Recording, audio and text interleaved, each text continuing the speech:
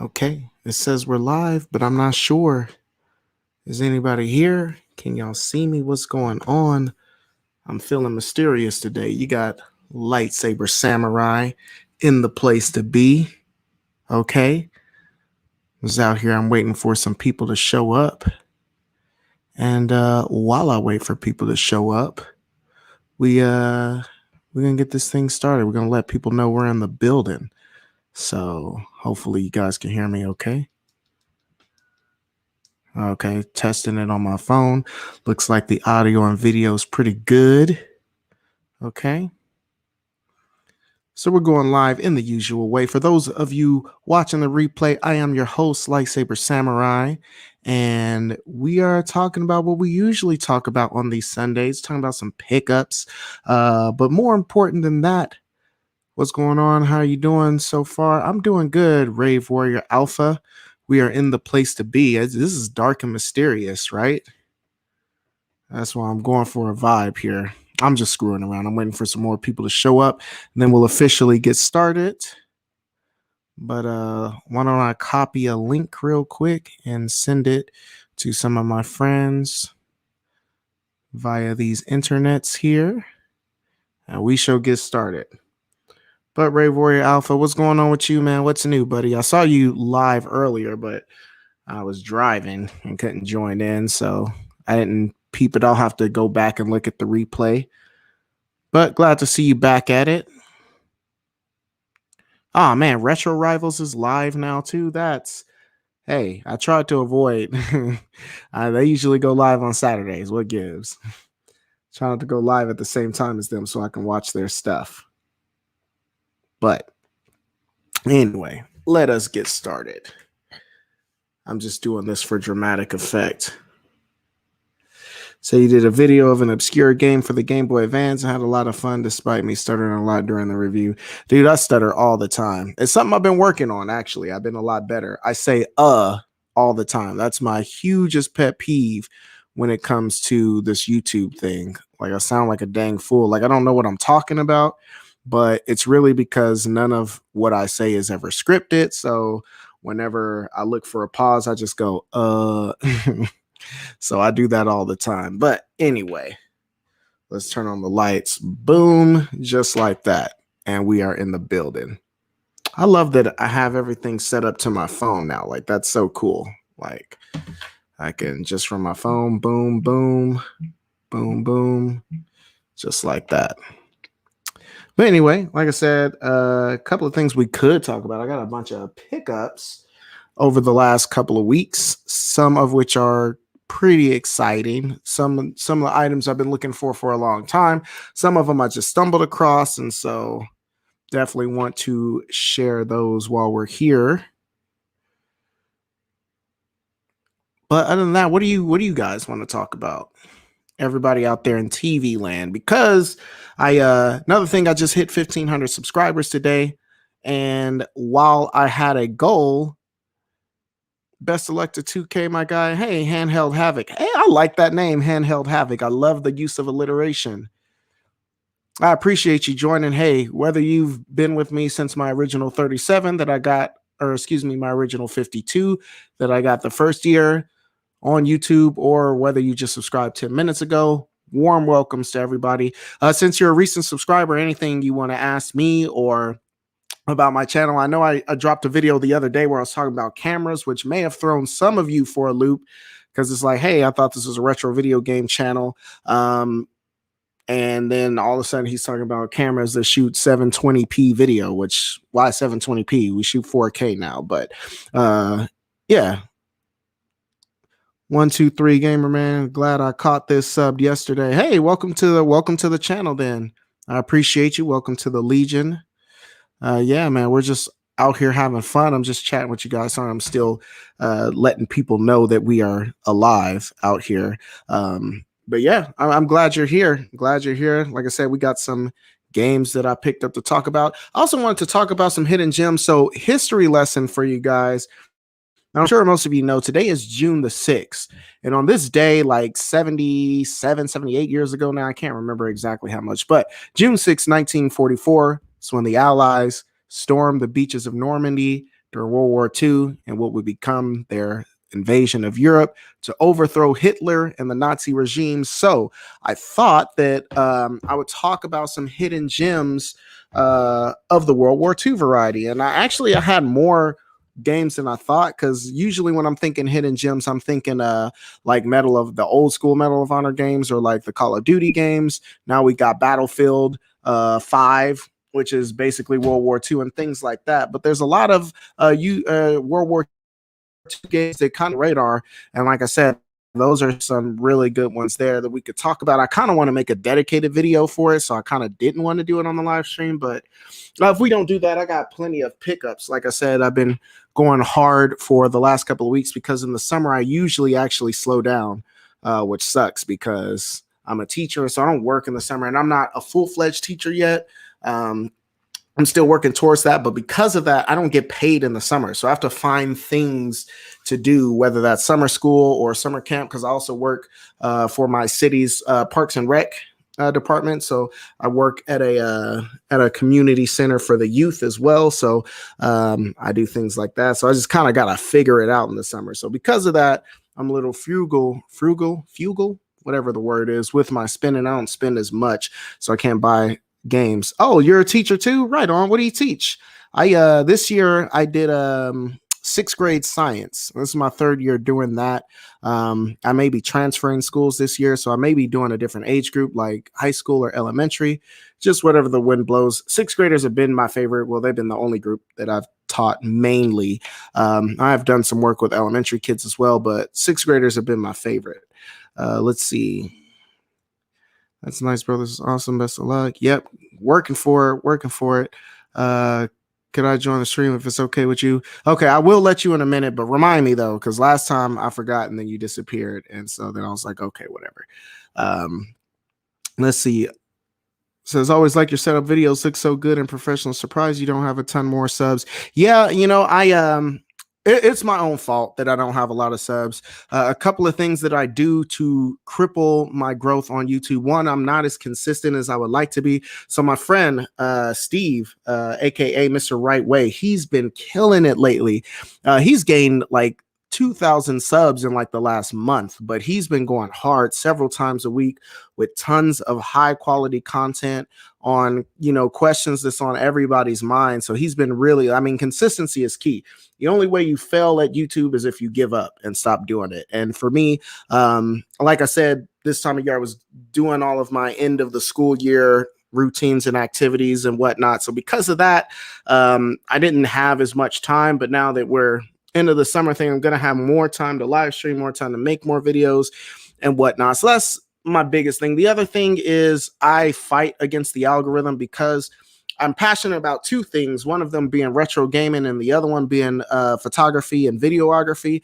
And so I started out as a just strictly video game channel, but as time went on and I got better at using the camera that I bought, I started being influenced by the people that I was learning from how to make YouTube videos, whether that was Peter McKinnon or Matty Hapoya, Philip Bloom, Daniel Schiffer. There's a bunch of them. YC Imaging, D4 Darius, Creative Ryan, Think Media, Sean Kennel and the team over there. So little things like this set you're looking at, this is a nice set. This isn't really like a retro video game set, though. When you think about YouTube videos, this is not what you think about. And so but so that's part of it. I fight the algorithms because I'll do well and I'll make a bunch of video game tutorials and pickup videos and hidden gems or whatever the case, and then I'll be like, man, I don't know. I just want to do a low light test on the Canon 90D or whatever case. So I'll put out a camera video and then it just throws the algorithms totally out of whack. And I feel like there isn't also there's not as great a correlation between let's see, this person says Tanisha DeVoe says, can you just doing your pickups games, please?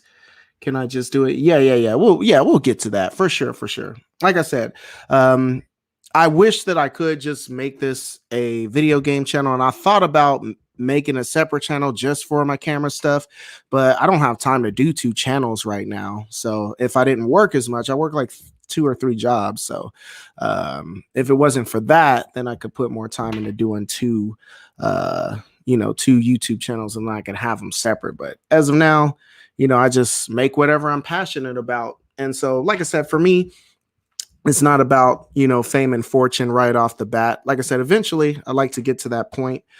State University. Oh, okay. You teach English and creative writing. Oh, right on. Big brain gang over here. Let's see. Lightsaber Samurai. Okay. Yeah. Let me say, I feel that consistency is key. I get burned out sometimes, or have time since I work too. Yeah, man. Yeah. And it's hard to be consistent. It really is. Definitely tough.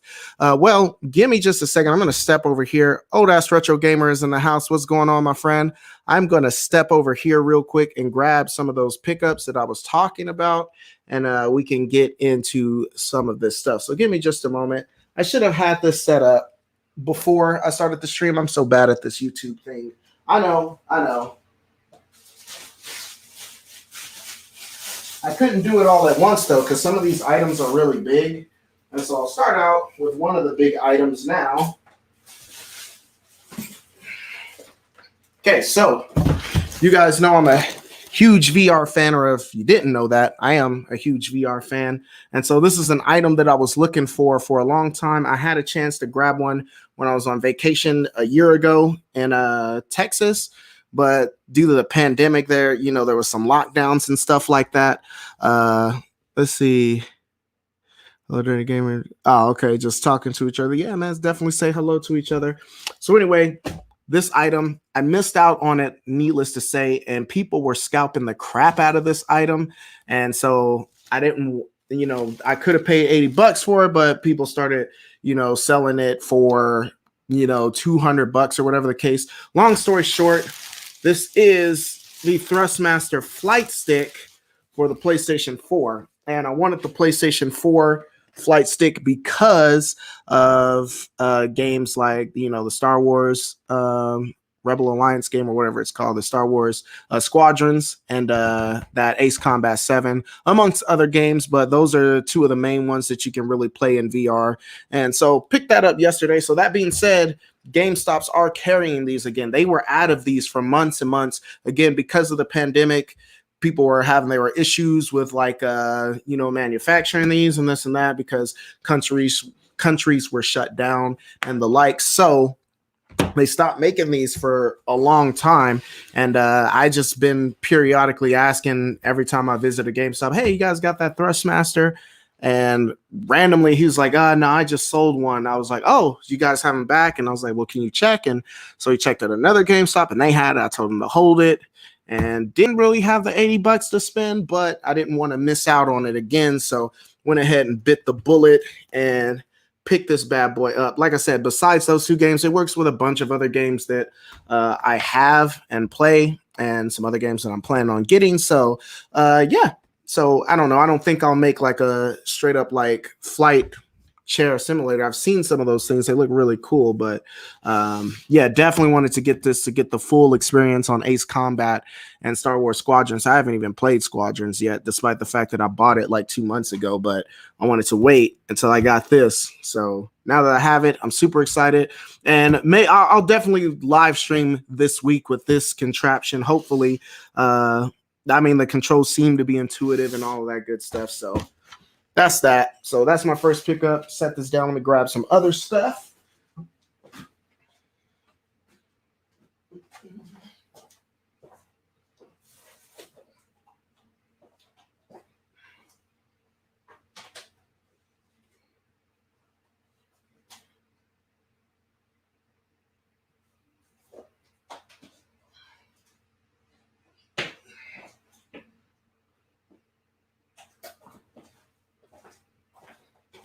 Okay, moving right along here. So I'm just going to set this off to the side here. So I want to start this with a couple of PSP games. Always on the lookout for PSP games. And so a couple that I have here, and I showed these in if you guys are subscribed to me on or if you follow me on Facebook, I put out a little snippet yesterday. So the first game, Wild Arms for the PSP. This one is crazy expensive now. This is like 120 to 150 bucks now for the PSP. And it's crazy because actually it's not complete or anything, and that's fine. I actually bought this game loose earlier this week at my local CD Trade Post, and they're a fantastic store. They're not national, but they're like a regional chain. So there's a couple of them in a couple of states around here in the Midwest, but one of the stores in particular, and my friend Leslie, we've been friends for a long time. She's the store manager there. She always gets me good deals on this. So I got this loose for $19.99. And I think even loose, this is like 50 bucks. And then I just simply found a case for it on eBay. It was a replacement case, a repro case for $8. So I'm not going to try to resell this as game and case, only. But yeah, I just wanted to buy it so I can put it on my shelf and it looks good. So total, I spent 28 bucks on this. And I think that's fantastic. Again, it's for me, it's more about playing the game. And I had the game and just wanted to put it on my shelf. And same thing with Valkyrie Profile Lenneth. And this is also like $150 to $200 game on the PSP. The PlayStation 2 version is also extremely expensive, as is the original Valkyrie Profile, neither of which I have, but I definitely want to grab this. This is, if I understand, it's more of like a remaster of Valkyrie Profile anyway. With some added features. And so, yeah, this was $24.99 in her store. So I bought it loose, same thing, bought an $8 case for it. And boom, now I can throw it on the shelf. And I mean, it doesn't like increase the value or anything. But again, like to get that for 24 and Wild Arms for 19, when both of them loose are around, 50, 60 plus, and they're only going to get, higher as time goes on. I thought that was a great deal. So yeah, definitely happy to add those to my collection. Old Ass Retro Gamer. Yes, I am in the Midwest. I'm smack dab in the middle of Kansas. So I'm like real Midwest, like as Midwest as you can get. So yeah,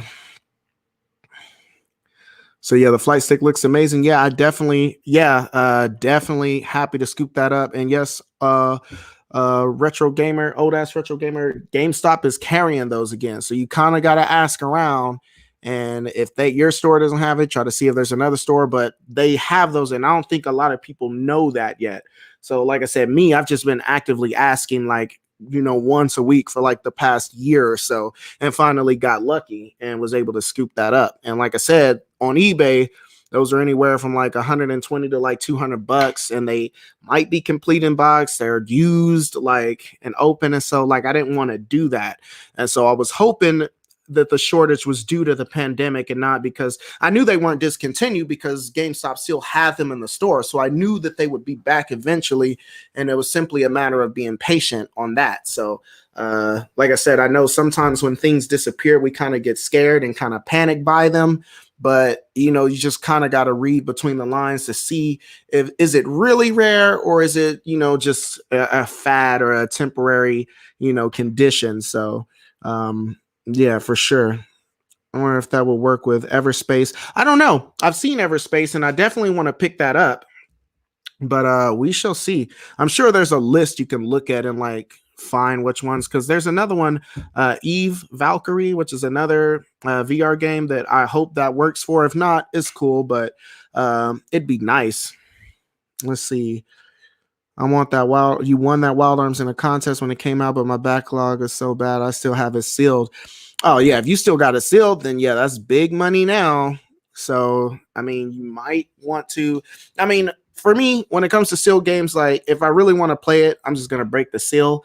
But if it's something super expensive like that, if I can find a cheaper copy, then I might do that just so I can have some insurance, stacking up. Cause I don't have a collection just to look at my sealed games and be like, they're sealed. You know what I mean? Like if I have a sealed game, it's because I'm gonna flip it later or something, something to that effect. Like for instance, Shantae, half Genie Hero or whatever it's called. I have a sealed copy of that for the PlayStation Vita because I have it on the Wii U. So I just play and it wasn't my intention.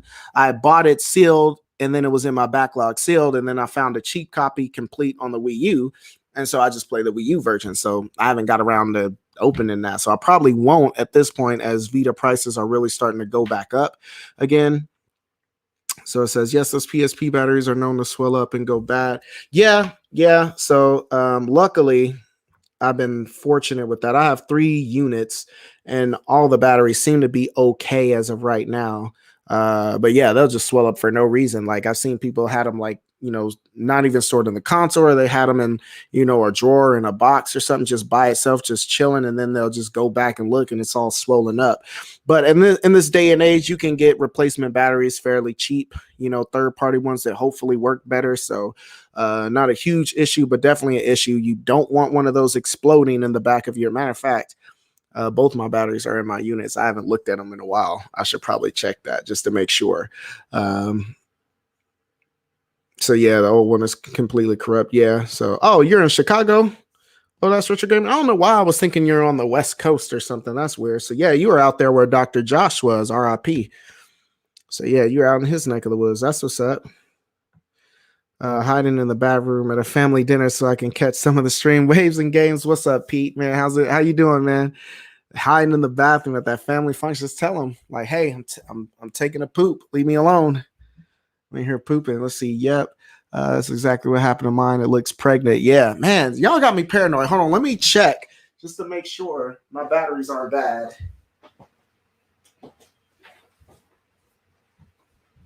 So,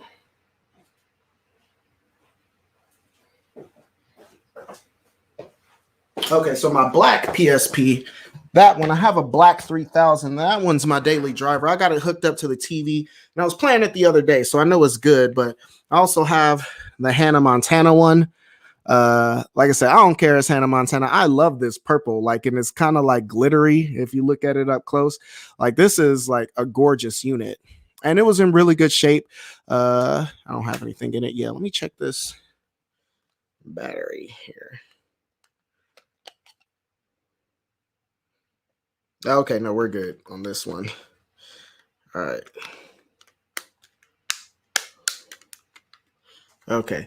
The other one I have is this white unit, and it's also the Darth Vader one. So that was cool. This is a 2000 model, and the 2000s and 3000s, this was like one of the last ones they came out with. So I'm happy to have this one because this should be the best working one.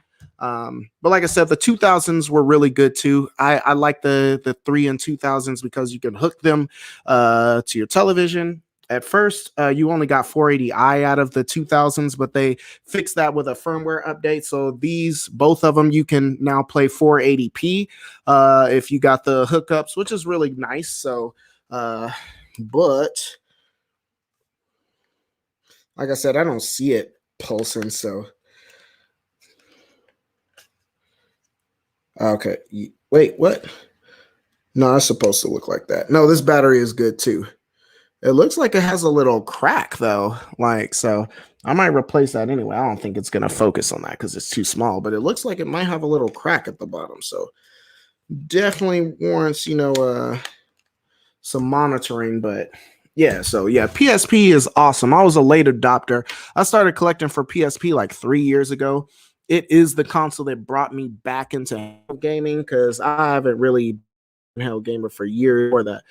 Salutations, a somewhat recent subscriber. Offer you my greetings and good time. Well, I appreciate that. Welcome. Anybody in the chat? Yep, and most of us fellow YouTubers as well. Old ass retro gamer, Rave Warrior Alpha, Ninwas, Handheld Havoc. I don't know if you are. You look like you got a channel, so I'm gonna check it out. 123 Gamer Man. You also look like you have a channel, so I'll be checking that out after the stream. And yeah, so most of us. So remember the names and go search each other up. So let's see. Do you know anything about Stretch Panic? Hey, Ninwas, I actually picked that. You just reminded me of that.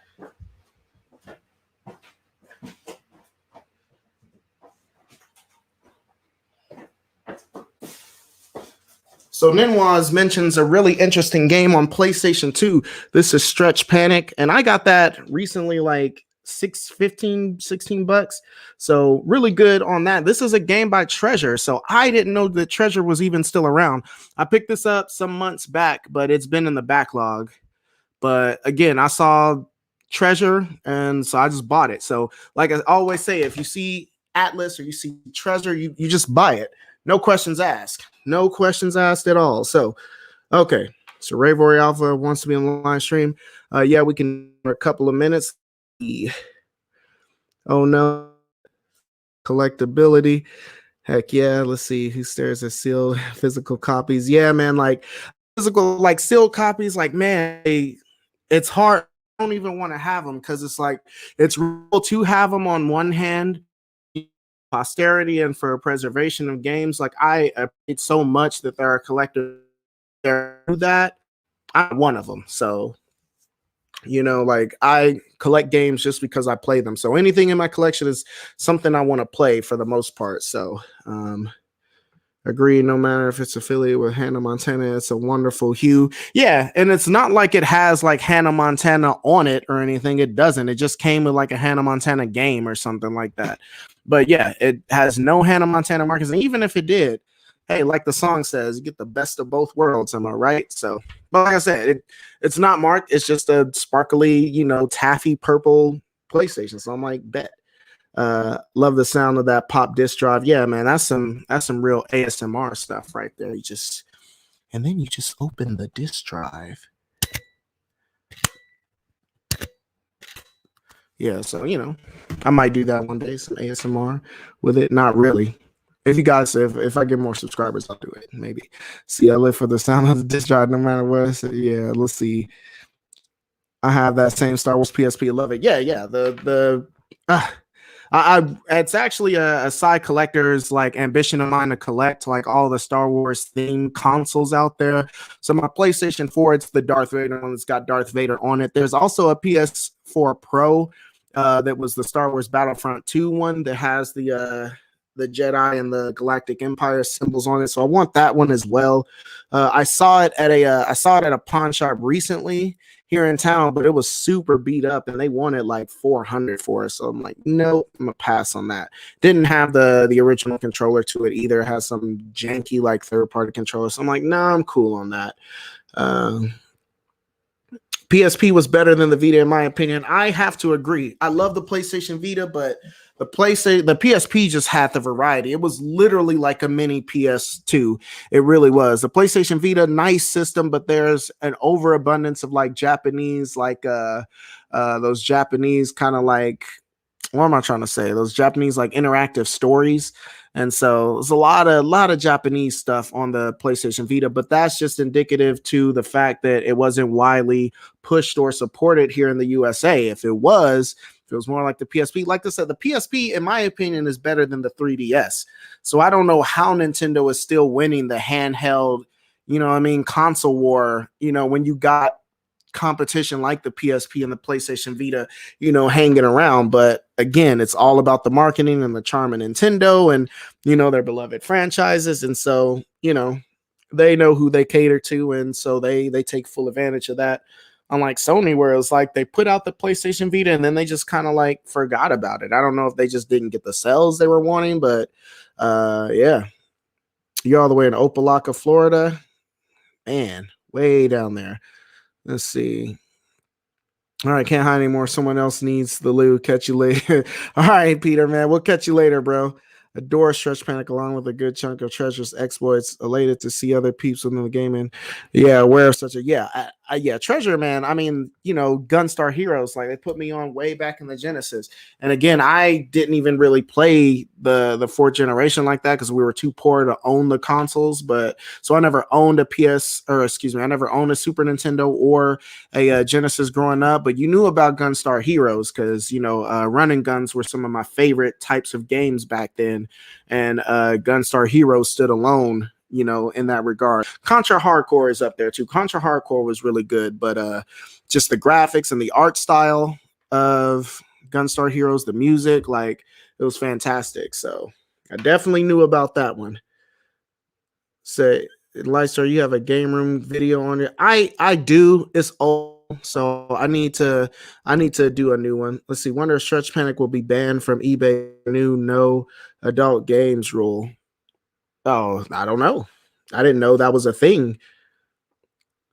So yeah, I do have a game room tour. I need to do a new one. I saw Pac-Man Case, another YouTuber. He did a game room tour a little while, a couple of months ago, as did Retro Rivals, and both of those game room tours were fantastic. I don't think my game room is quite up to scratch yet, but it's going to be one of those things where I'm waiting for it to be perfect, and then it just never is. So I need to just go ahead and do it.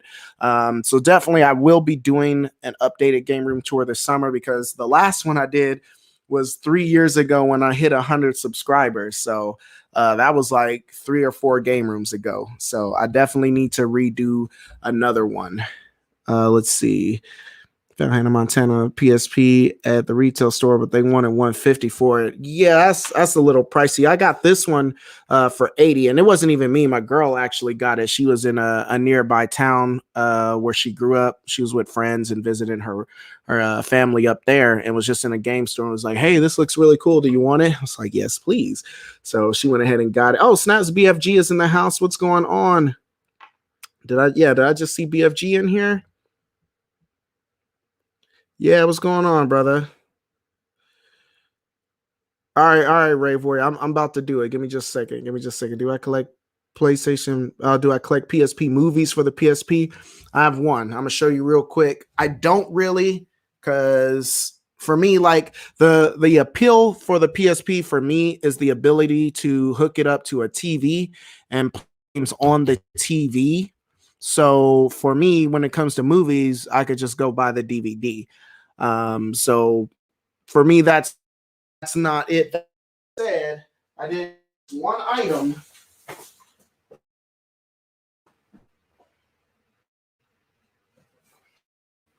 I might as well show, because I don't think when I last time I did a pickups video when I got this item, I don't think I, because I forgot about it. It's already on my shelf. But I got in my recently for $5, and it is Galarian's Rion. So this is part of the Galarian series, I assume. I have Galarians on the PlayStation and Galarian's Ash on the PlayStation 2, and it's a really cool series. And so I saw this, and I'm like, man, I feel like if you want a complete set, you got to have this too. So I don't know anything about it. I haven't watched it yet, but yeah, it's some kind of a video, like a little side story movie or something, based on the franchise. So, and again, it was $5, so it was a no brainer. So I went ahead and scooped that up.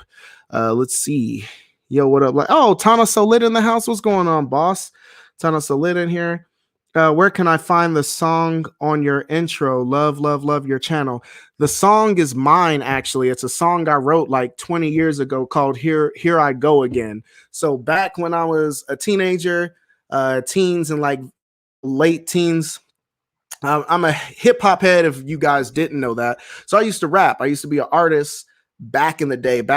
And so that song is actually from a mixtape that I put out in like 2006 or 5 or something. Like, it was a long time ago, around the time I graduated high school. So everybody, was rapping back then. So yes, it is actually, I wrote it, I played it, on the little keyboard. And yeah, so yeah, we just got it cracking like that. So yeah, that song is actually an original by yours truly from like 15 years ago. And some of the other songs from that mixtape, they find their way in my backgrounds as well on my YouTube videos, because I never really did anything with the mixtape. So yeah, so yep, that is mine. Let's see, Rayboy, why you why you want to be on the stream so bad? Yeah, Rave Warrior, he's a good friend of mine, and so we've known each other for a while, and so yeah, so I got to put him on. I'm an industry producer. We should cook something up, man. Tana, yeah, I don't know. I'm not much of a rapper anymore. I don't get down like that. And I'm sure I still got bars, because if you grew up in the '90s, everybody in the '90s, everybody could rap. Everybody was rapping. So, freestyling, we did that as fun, as a pastime, and this and that. So, you know what I mean? But yeah, I can't. I don't get down like that anymore. Like I said, not as passionate about it as I used to be. Definitely, I was wanting to be a rapper core and as soon as I turn 18, I'm gonna get a deal sign with Rough Riders, and it's gonna be and this and that, of course, you know. But yeah, so but that's what's up, man. I didn't know you were an industry, so you be too. That's all. I should get with you anyway, like especially for some of my vlogs and I like, you know, content creators like Peter McKinnon and Maddie and stuff like that, but I feel the music to their background. So they usually primarily use Epidemic Sound, and there is a composer named Oi whose music that they generally use. And while the music is fantastic, I don't think it fits the vibe of my channel all that well. So when I vlog and stuff, I want to do more like kind of background, like hip hop beats and stuff like that. So I definitely love to get with somebody about, you know, making me some beats, because I don't really make them myself anymore. So yeah, that's what's up. I wouldn't doubt a majority of us amateur. Oh yeah, everybody, you know, in my age group was wanting to be a musician of some kind. I had buddies of mine who had bands and played drums and guitars and stuff like that. And so yeah, like everybody was into it back then. And let's see who I understand. By the way, I'm switching to Sony from my Canon. Switching to Sony from Canon, by the way. Any suggestions, man? Any of the late model Sonys, you know, they still got that rockin' autofocus. Sony and Fuji, I would say Fuji is right behind Sony, but outside of Canon, I think Sony has the best autofocus in the game. I think slight edge the Canon, and really the only difference, I would say their autofocus, it locks on just as well. Once it's got something in, it locks just as well. But the only edge for me when it comes between Canon and Sony with the autofocus is the way that Canon racks focus. So if I'll have to talk about this in an upcoming video.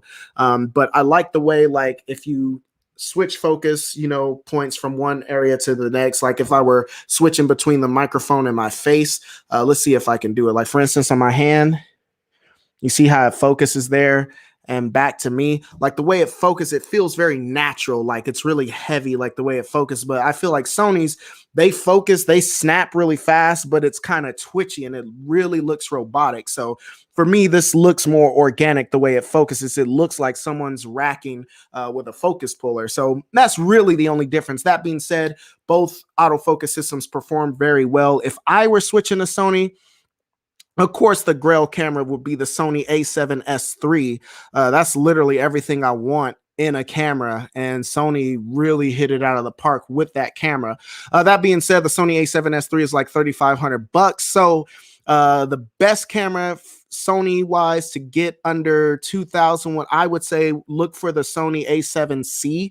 It's basically a redesign of the legendary Sony a7 III that came out a few years ago. But that being said, they added some of the new color profiles that the bigger Sony cameras have. It's super small. It's about the size of the Canon RP. It's actually a little bit smaller than that, but it's still full frame. Fantastic autofocus. It's got the updated autofocus systems too that the Sony a7S III uses as well. So it's got the beefier autofocus, and it's got the beefier color profiles. That being said, it's still got the same fantastic image. It's a 4K sample downscaled from 6K. So yeah, if it were up to me, I would definitely get the Sony a7C. You can pick one of those up for like $1,800 now. But if you got the budget, definitely go for that Sony a7S III, because that camera is an absolute monster. So yeah, that's definitely, I would do that in like a G Master 24-70 f2 8, and you know, you're in the game. So oh, okay, just got home camping and eating some dinner. What kind of steak we got on the menu tonight, BFG? Because I know you are a carnivore. I've been trying to cut back because I'm trying to lose weight. But yeah, my man, he be like, guys, if you gotta find him on, I don't know if you posted on like your gaming Facebook, but yeah, on Facebook he's always got the pictures of the steaks he's grilling, and so yeah, he's a real pit master over here. Budget Gaming is in the house. Ian, what's going on, brother? Let's see, what game am I best at? Like, people would legit be impressed if they watch me play. Man, I have no clue. You know, there's a lot of games that I really like. I would probably say Metal Gear Solid, the original one. Back in my heyday, I had got the big boss ranking. So I was on extreme. Like I went through the whole game without being caught. That being said, that I was doing some saving and replaying some in there. But yeah, Metal Gear Solid, we played the heck out of that game. And, you know, we enjoyed it so much. Once we beat the game, we tried to beat it every way it could be beaten. What Canon am I using right now? So right now I'm on the Canon 90D. This is a really good camera. This is the best camera I could afford at the time. You can get the Canon 90D now used. You can find a body for like anywhere from like 900 to 1100 bucks. I got mine for 1,000 last September, and I saved up and bought the 635 f1.8. I love the Sigma Art lenses. I find them to be sharper than even Canon L series glass. That being said, I would say their quality is pretty close to RF glass in that regard. So, but again, like I said, even with this third-party lens, the autofocus is super fast and it works really well. I get a pretty good shallow depth of field. This is not a full-frame camera. It's a crop sensor. Eventually, I want to move up to the Canon R6. That is the camera that's on my radar next. That being said, there's other cameras coming out. The R1's coming out. The R3 is coming out. And so as soon as those cameras come out, I assume people will start selling their R5s and 6s to get those. So I'll be looking forward at snagging one of those at a decent price here in the near future. Even if I got just the regular EOS R, I have an Atomos Ninja, and so with that, I'll be able to record externally in 10-bit 422. So I mean, yeah, it looks fantastic. It looks like the C200, and since I don't and can't afford a cinema camera, if I can get a cinema camera look on something like that, that'd be solid. So that's what I'm shooting on now. Canon 90D, Sigma 18 to 35. Let's look at some more games. Let's see. Rave Warrior Alpha, are you still in the stream? Let's see. Do I have a place to download, check out my old rap album? If not, all good. Nah, man, that was like 04, 05. So we weren't on like that back then. There was no like SoundCloud and stuff like that. So yeah, I just never did it. But nah, it's somewhere on one of my old hard drives. Do I collect Pogs? Not anymore. I used to back in the day. Pogs were awesome. I had a bunch of Pogs and a bunch of cool slammers. Like he said, tonight it's Jack Stack pork spare ribs unsauced. Okay, man. Yeah, I haven't eaten yet. I had a salad earlier. It was fancy. I chopped an egg and put it in there. That was it. Oh my God, I would kill for some steak right now, but my girl, she bloodhounded me because I was the one complaining to her about I need to lose weight, and so now she hold me to it. Now I'm upset about it, but that's all good. Ian says I'm doing good. Been focusing on playing some of my Xbox backlog recently. Yeah, we got some stuff in the Xbox backlog and every system for that case, but I definitely want to get back into some more Xbox stuff. My buddy Scott with Retro Rivals, he's really gone hard on lately, so I've been wanting some cool games to be on the lookout for. Here's a PS4 that I got, Hell Warder. Anything about this game? Picked it up. Stopped when I picked up that flight stick, and so I saw it. It was $12.99. So I'm like, okay, that's the right price. Looking on the back of it, it looks like some type of like RPG hack and slash games, and I'm all about those. So I'm like, for $12 for a game I've never seen before. So I don't know, but anyway, PS4. I've been building out my PS4 collection lately. Now that I thought I was done with PS3 and Xbox 360, I'm still finding a few more titles that I've never seen before on those systems. So I've been grabbing them up. But for the most part, since everybody's going all in on PS5 and Xbox One, PS4 games have been in abundance lately. So I've definitely, I'm sitting at about 50-ish games for the PS4 right now. So I just started collecting the beginning of this year, really, for PS4, even though I've had one for years. I got a couple of games back then, but after that, just been really diving into it since I pretty much got everything that I want on the PS3. What kind of workout you plan on? All trips or check out the final set training. And so I'm going to school. I don't know if you guys remember the insane workout routine with did that back in the my friend did that back in the day to have aspirations of like being a fighter as well, like professional fighter. I was hardcore into UFC and stuff like in the early 2000s when I was in I worked and had a couple of fights. It was fun. I got like I was super ripped back then. I was doing his workouts. That's how and I got off 5 and I shredded. So I was yeah. And I apologize, guys. I didn't realize my connection was so bad right now. And I swear, it's always stormy here. This is our rainy season, so I feel bad because I'm looking at my computer. It looks super crispy over here, and then I go flip. I noticed that I got like 1 bar. So what games you collecting for recently? Yeah, I just been collecting PS4. PS4 has mainly been it. I found a couple Xbox games lately. And PlayStation 3, I've definitely been going in on PlayStation 3 because that's been an exciting time. Like PlayStation 3 stuff is all over the place right now as far as the prices and the games. And here's one I picked up again recently. Harry Potter and the Order of the Phoenix. This is my favorite Harry Potter game in the series. It's an open world action game. So like you got all of Hogwarts to explore. You can run around there and just do missions and a bunch of side stuff. It's cool because people will say mean things to Harry Potter because everybody hates Harry Potter, but I love how you can just indiscriminately attack people and then they'll try to fight back and then you can fight them like that. So that's pretty cool. Let's see. So you inspired me to collect physically for the Game Boy Advance, and now I'm going to do that. Yeah, man. The Game Boy Advance is not something I've been collecting for physically heavily lately. There's still a few games physical that I would like to own on it, but I mean, for the most part, a lot of those can be easily enough emulated, and I got a bunch of Game Boy Advance games on my Nintendo Wii over there. And so, especially when it comes to the expensive game, I'm not paying expensive prices for Game Boy Advance at this stage in the game. I'll just emulate it and keep it moving. Okay, so Ian, you've played Hell Waters. Okay, it was on clearance at Best Buy recently. Right on. Let's see.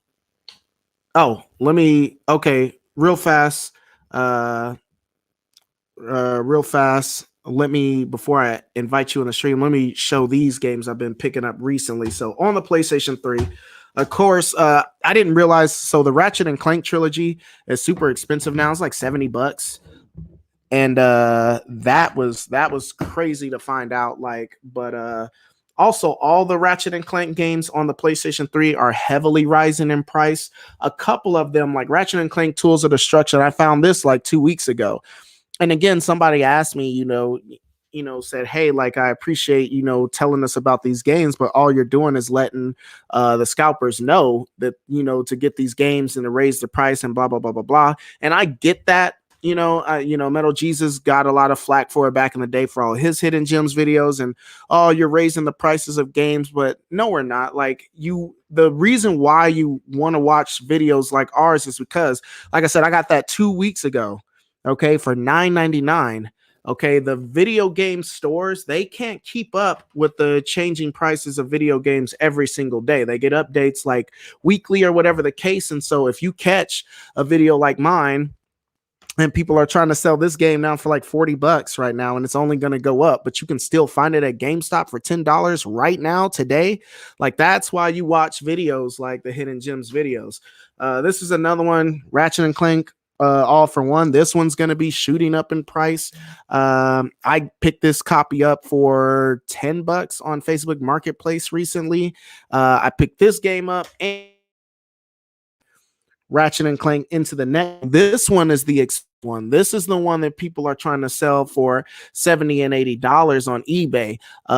But again, somebody was selling this for cheap, and I jumped on it because I knew that the games were rising and that this game was rising in value. And so, I went ahead and snagged it up. So that is kind of my quest now to get all of the Ratchet and Clank games on the PS3.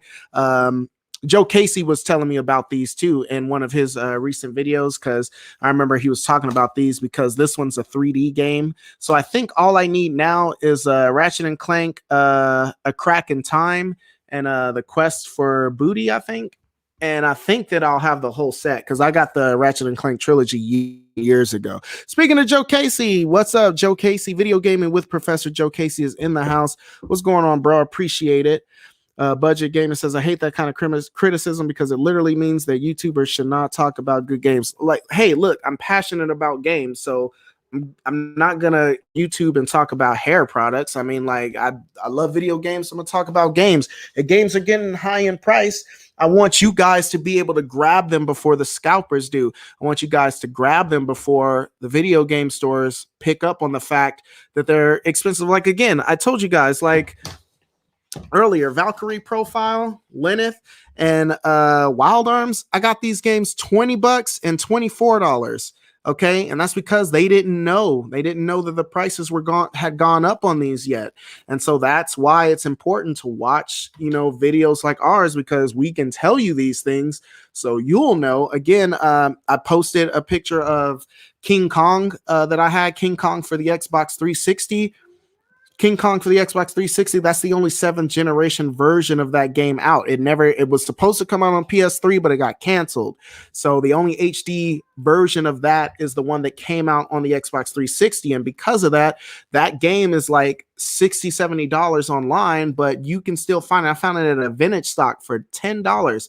I posted that. That was like a month ago. So again, like, it's important to arm yourself with this knowledge, because the scalpers can't get every game. You can't get every game, and the video game stores can't be privy on the prices of every game. So it's just kind of like, everybody's going to get something. Everybody's going to miss out on things, but having that knowledge will better prepare you for grabbing some of this stuff before it gets out of hand. And like I said, just because it's expensive on eBay doesn't mean that GameStop doesn't know any better. Like, what is that game? Operation Darkness on the Xbox 360. I bought my copy complete for $4.49. And that's one of the more expensive 360 games right now. So that's all I'm saying. Like, just, be aware. Speaking of which, here's another one. Oh, Kona Bear bombed my stream. What's going on, buddy? King Kong is amazing. I heard King Kong was good. I haven't played it yet. So I definitely will have to check that out. Do I have the Medieval remake or Planet right now? Super fun. I want it. I don't have it yet. I need to get it. Quest for Booty was just a download code, right? I feel like I saw a physical copy of Booty. Maybe you're right. I feel like I saw a physical copy of that. Now, I think actually, let's look it up. So hold on. Let me flip to eBay real fast and see if they got it. And then we'll see, because you might be right on that. And if that's so, then I need to grab that then.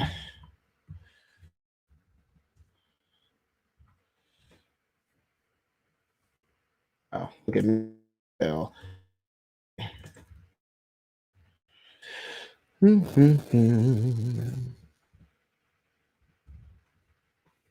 Yeah, you might be right.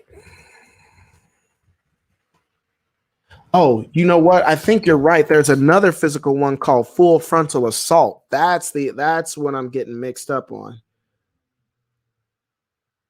Oh, nope. A Quest for Booty is physical. And it is going for $65, $120. Oh, snap. So this is rare because we got it as a download code. A Quest for Booty was released in PAL territories. So you got to get the PAL version. Of course, the PlayStation 3 is region free. So that's not a problem. You can do that. But because of that, oh man, that's okay. So let me share. So while I share here, so yeah, check it out here on eBay. So, yep, there it is. That's the cheapest one. There's a loose copy going for 46, but so that's one of the cheapest ones I'm seeing here. And so, yeah. But you see, this must be the Japanese one, I guess. You don't see the ESRB rating on it. So yeah. So yeah, we only got it as a physical or as a digital code. But yeah, here again. So here it looks like the German version of it. So yep, it's written in German here. So Europe and Japan got it physically, but we only got it digitally from the looks of it, which is unfortunate. I wish I had known that because I would have snagged that a long time ago. But yeah, this is probably the one you want to get here from the United Kingdom. So it's still going to be in English and all of that for us Americans. But yeah, yeah. So we didn't get it in America, unfortunately. So because of that, you definitely want to try to get the UK version if possible. But yeah, again, that one's got up to price like Enter the Nexus. So it's expensive now, unfortunately. Yeah, so that one I need to get. I need to get Quest for Booty and Full Frontal Assault and a crack in time. So we'll see. I'll definitely try to get them. I definitely got some stuff I can trade for possibly in the future. So waiting for my relief at work. Happy to be able to catch a bit of this. Pickflip, what's going on, man? So, guys, Pickflip put out a fantastic video today that had yours truly in it, along with other creators like Hyphy Gold, Gat Cognac, and Mr. Right Way. So, check out Pickflip's channel when you get the chance. Really great collaboration. We were talking about some of the systems that we like collecting for. I picked the PlayStation 3 simply because things are absolutely the PlayStation 3 now. So I like kind of going like the thrill of the hunt. So like I said, that Quest for Booty game, see, now you learned something new. We all thought that it was just a digital, but there is a physical one out there that you can get. And so now you can be on the lookout for it. So let's see. PS1 or N64 and why? Battle of the Wills. It's PlayStation 1 all the way. People my age, it depends. I was like 10 when the PlayStation and the N64 came out, 10 and 11. And so it just depends. Like a lot of people who adopted the N64 at that time period are still Nintendo fans today. Likewise, people like me and whose family adopted the PlayStation, we've been diehard Sony fans ever since. And so, yeah, it was just the one I got. So it's the one and objectively, I think the PlayStation is just the PlayStation 1 is just a better console than the N64. The N64, it had its advantages, no loading times, usually had the better graphics, as far as like smoother textures and things like that. It was very foggy though. So where it had the fog, the PlayStation had the fog, but it had good edges going on, but I mean, it's not even close. Like, so much more variety on the PlayStation, so much more games in general. Like, I mean, the N64 had it when it came to the 3D platformers, and that's more that's more thanks to like HAL Laboratories and Nintendo themselves. HAL, Nintendo, and Rare really made that system. So if Rare or HAL had dropped out, then the N64 wouldn't have been what it was, in my opinion. And a lot of companies like Squaresoft jumped ship because Nintendo didn't want to switch to CDs. They wanted to stay with cartridges. And as a result, Final Fantasy VII could not fit on a cartridge. So it moved to the PlayStation. That's how we got Final Fantasy VII, because Nintendo was dicking around and said, we don't want to switch to CDs, because they thought it would be cheaper to stick with cartridges, when in fact, N64 games were usually much more expensive and, couldn't do things. Even though CDs had the load, they had things like the music, and like Tony Hawk, for instance, there's stages where, you can be on a stage and they'll have like the moving video in the background. Couldn't do that on the N64.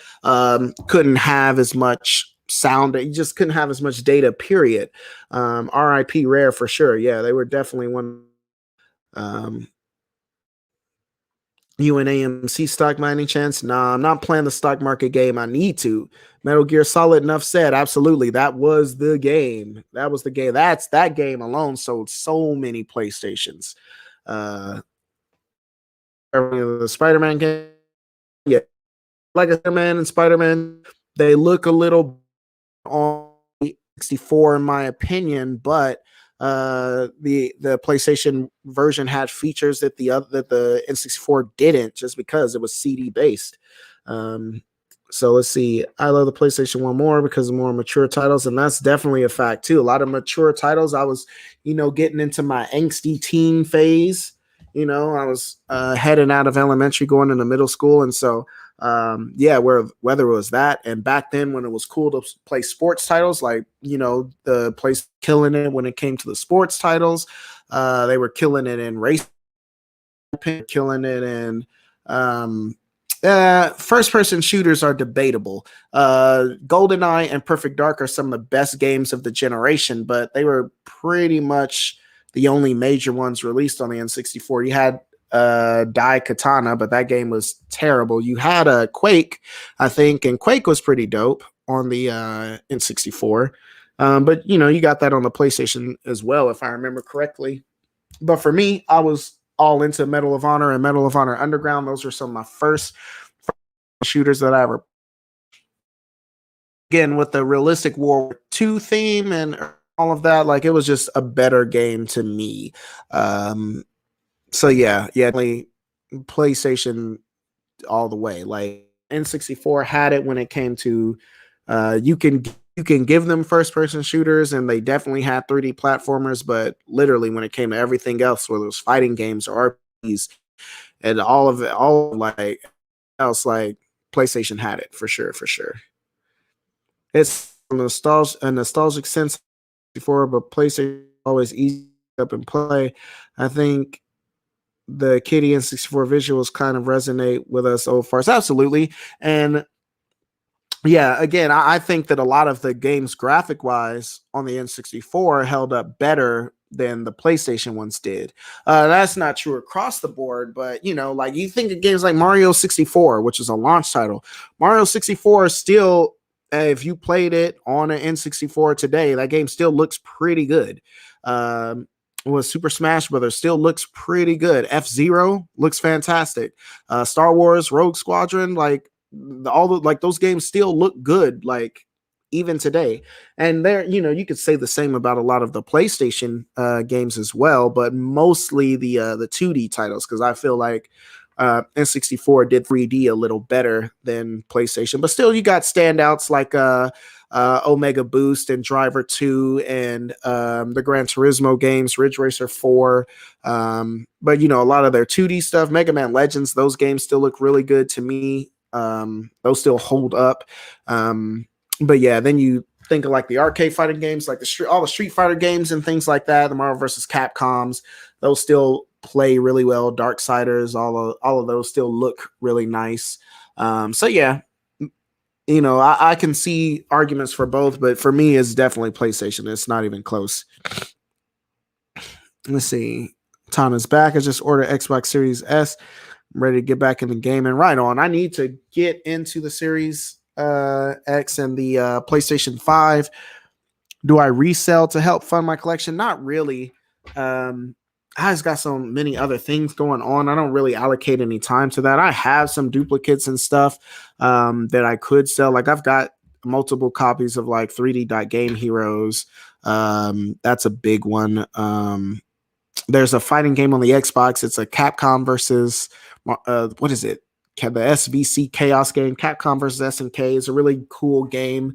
That one's getting kind of expensive. I have a duplicate of that. I have a duplicate of Utagi, Myth of Demons, and some other stuff, but I don't know. I'm just kind of hanging on to those because those are like pricey, but they're not like pricey yet. So I think I'll sit on those for a little bit more. Let's see. Looking at another game, also on the PS4, had to pick up Metal Gear Solid 5. I wanted this one because this is like the definitive experience, they say. So it's got Metal Gear Solid 5 Ground Zeroes and all of the DLC that came with that. And also it's got the Phantom Pain and all of the DLC that came with it. So I mean, there's a lot of content packed into this disc. And I had Metal Gear Solid 5 for the Xbox One, and I had Ground Zeroes did on the Xbox One, I think, because that's where I first played those games. But I got all the rest of my Metal Gear stuff on the PlayStation. So I want to go back and grab this so I could keep it all on the same console because I'm weird like that. Let's see, looking for 3D dot game here. Snooze that. Yeah, and it's crazy because like again, that was a 20 to $15 game for years and years and years and years, and just shot up just because of like the crap that happened with the CMOS battery and them announcing the closure of the store, because all that happened in like a span of 1 week. It was just a perfect storm to make some of those games really shoot up in price. It's like, but yeah, the price just turned on a dime, like, and then it was all of a sudden it's an expensive and sought after game. Persona 4 Arena Ultimax is the Mr. Right Way just dropped a video where he got it for $19.99. I got mine for the exact same price, so I know what he's talking about. Again, that today, and that game is like 110 now, 120 and going up, anywhere from like 90 on the low end to like 120 on the high end. But again, not all the game stores know that yet. So he was able to pick up today for $20, and he already owned the store. So that's something he can, trade, sell, a high price. Like, so that's why it's important to check the games or videos, and the videos that's talking about games that are going up in price. Not everybody knows that yet. That one will go against your channel name, Budget Gaming. Yeah, absolutely. Yeah, and there's nothing budget about 3D dot Game Heroes anymore. Unless the price decides to go back down. But again, it's an Atlas title and all of that good stuff, so I doubt it. Yeah, Joe Casey says it was definitely better than N64, but Shadow Man and Nightmare Creatures was better on N64. I agree. Because Nightmare Creature on the original PlayStation, but the textures and smooth. And same thing with Shadow Man too. Like the N64 version of Shadow is pretty close to the Dreamcast version when you compare them side by side. And yeah, and you're right, wrestling games, I don't know, because I hear wrestling games were epic on the N64, and I didn't really get into them like that at the time.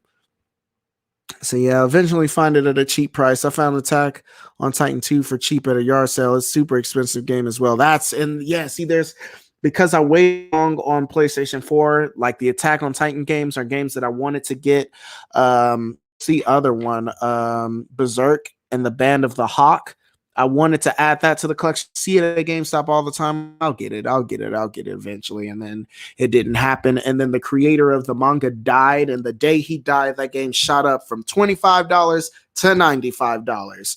And so now that's a game, I'm like, damn it. Like, and like I said, you just can't get them all. You can't get them all, so there's going to be those games that missing. But like I said, I got copies of games like 3D dot Game Heroes is around the same price that I can sell or possibly trade.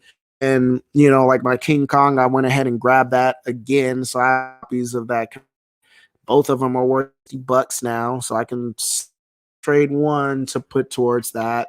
I got an extra copy of Utage, and I got a loose copy of Utage 2, so I sell both of those towards a complete copy of Utage and things like that. So you can finesse it and, in some respects. But like I said, just understand the fact that you're not going to catch them all. Okay. This is not Pokemon. Okay. You will drive yourself crazy trying to catch every single rare and collectible game. It's just not going to happen. I try not to think about it because my anxiety cannot handle, the weight of that information. But you see, you just got the Persona game, but I think the OG version and for the PS3 it was much cheaper. Yeah, Persona 4, what is it? I can't remember, but it's the version of Persona 4 that came out on. That game is mad expensive. You can still get Persona 4 on the PlayStation 2 though for like $30-$40. And so that's what I did. I got it. Actually, I got it a while ago. It was like 15 or 20 when I bought it, but I never got it on the PlayStation Vita. I wish I did. That was another one I used to see all the time. Like I'll eventually get around to getting it. And then it disappeared and got expensive. So I'm kicking myself about that one. Let's see. Damn it. I wanted Berserk as well. I waited on it too. I wasn't aware of the hike. Yep. Literally, yeah. He passed away like 2 weeks ago. So it literally just hiked up like within the last month. It's been like $25. And I told myself the last time I saw it was 30, it was like 35 at GameStop. And I'm like, I'll wait. As soon as it gets down to 20, I'm gonna grab it. And he died and that price went up before that happened. So I played myself. I would have gladly In hindsight, I would have gladly spent, 25 to 35 bucks on it. But yep. Y'all want to know a game that people are sleeping on price wise? Fortnite. Yeah, that one is cheap in the wild because people don't realize that it's going for crazy money on eBay. I think I got a copy of Fortnite. I don't even play it. I don't even like Fortnite, but it's sitting over there somewhere over here. This is my PS4 stuff. It's down there somewhere. And so yeah, that's another one that I don't care losing. And I would definitely trade Fortnite for Berserk Band of the Hawk, definitely do that. Well, I meant the fighting game. I can't remember what it's called. Oh, you're talking about Persona 4 or Persona 4 Arena Ultimax. So Persona 4 Arena came out on the Xbox, and the definitive version Arena Ultimax came out on the PS4. Like that's the hold on, let me grab it so I can show you real fast.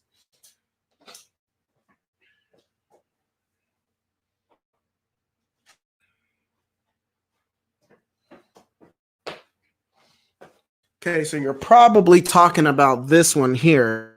Persona 4 Arena Ultimax, and I recognize the sticker in Right Way's video. He got it from Vintage Stock, because I got mine from Vintage Stock also for $19.99, the same price is. I got it a couple of like 2 months ago. I added this game to my collection. My brother always had it, and me and him plays it all the time, but I just been itching to play that game. My brother's deployed right now. I could have went to his house and grabbed his copy, but I'm like, nah, let me just find it. And so Vintage Stock, they had it for $19.99, so I bought, and right before play announced in the store and all that. And this game, like I said, low end $90. It's like 120 on the high end, and it's just going up every day. So yeah, to snag that. But again, a lot of the game stores don't know that game is that price, so you can still find it if you're lucky. GameStop had it for even less.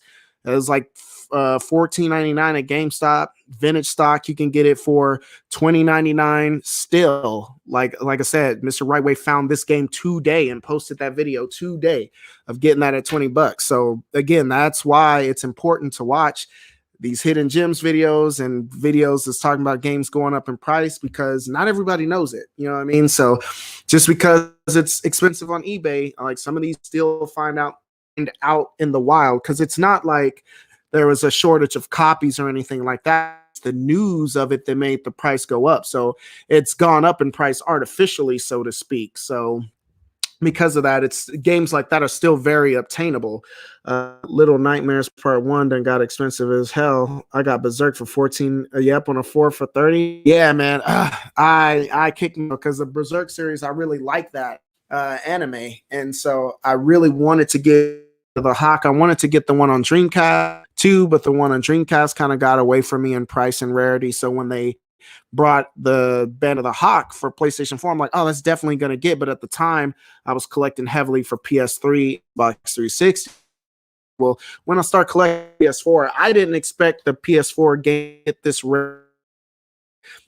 We are in the next generation, and so, about time. But, you just think about it. But like I said, you can't get them all. I just got to keep telling myself, and that helps me sleep at night. Still think about the Hawk. There is a Fist of the North Star on the PlayStation 4 2 that I need to get before it gets JoJo's Bizarre Adventure on the PS3. I missed out on that trade post.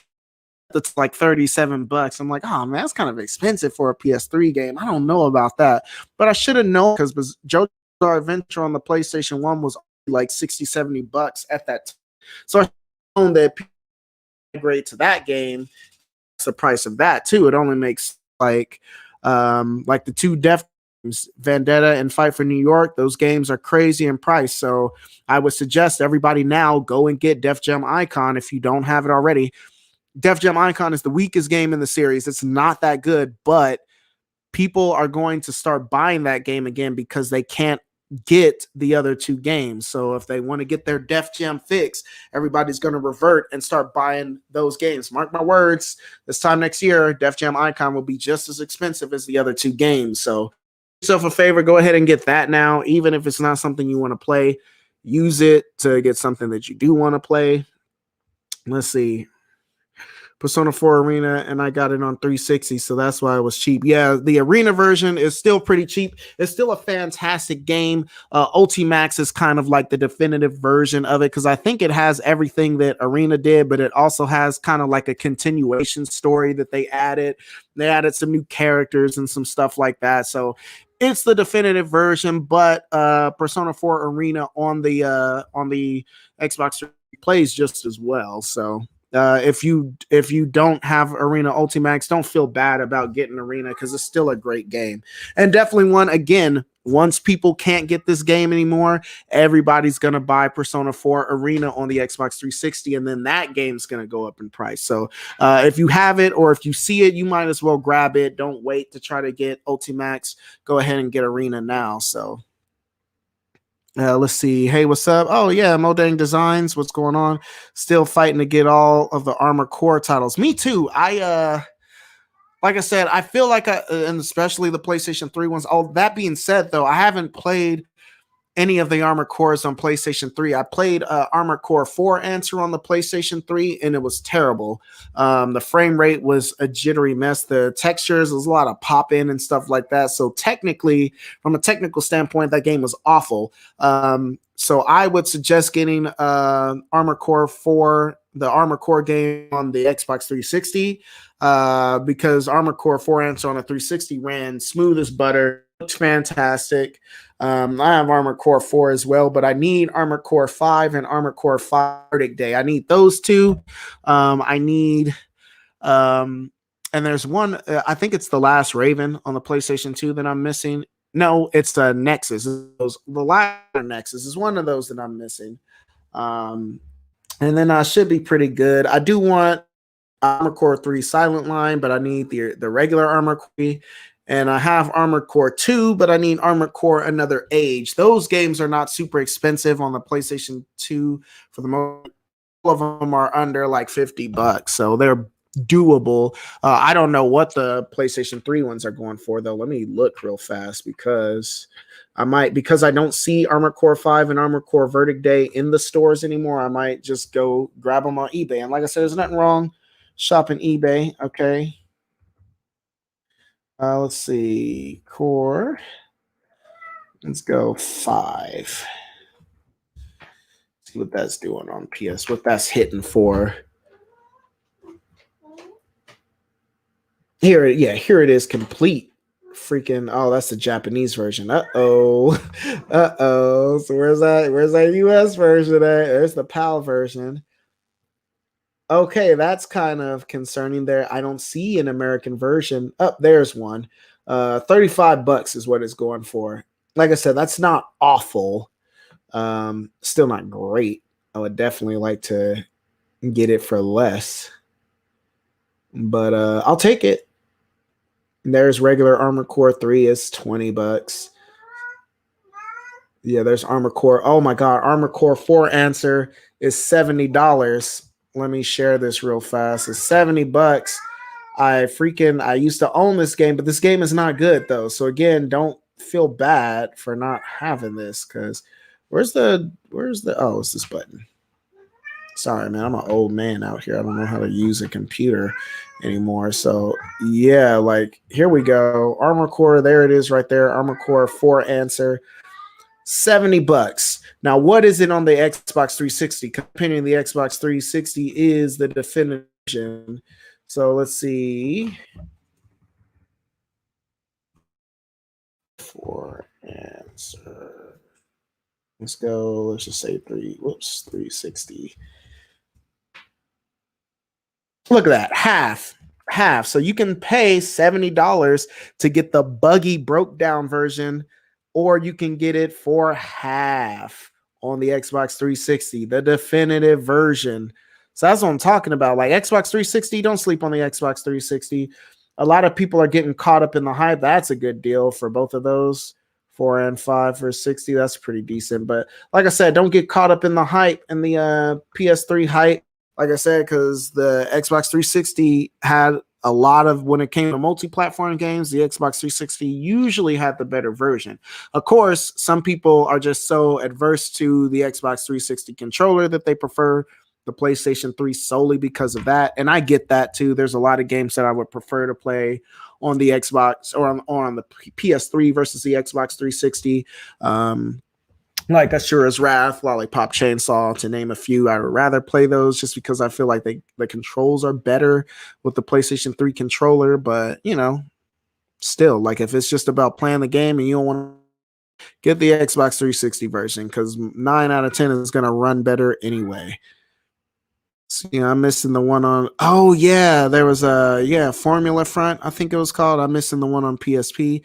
Nexus and Last Raven. See, Armored Core had a good spiritual sequel.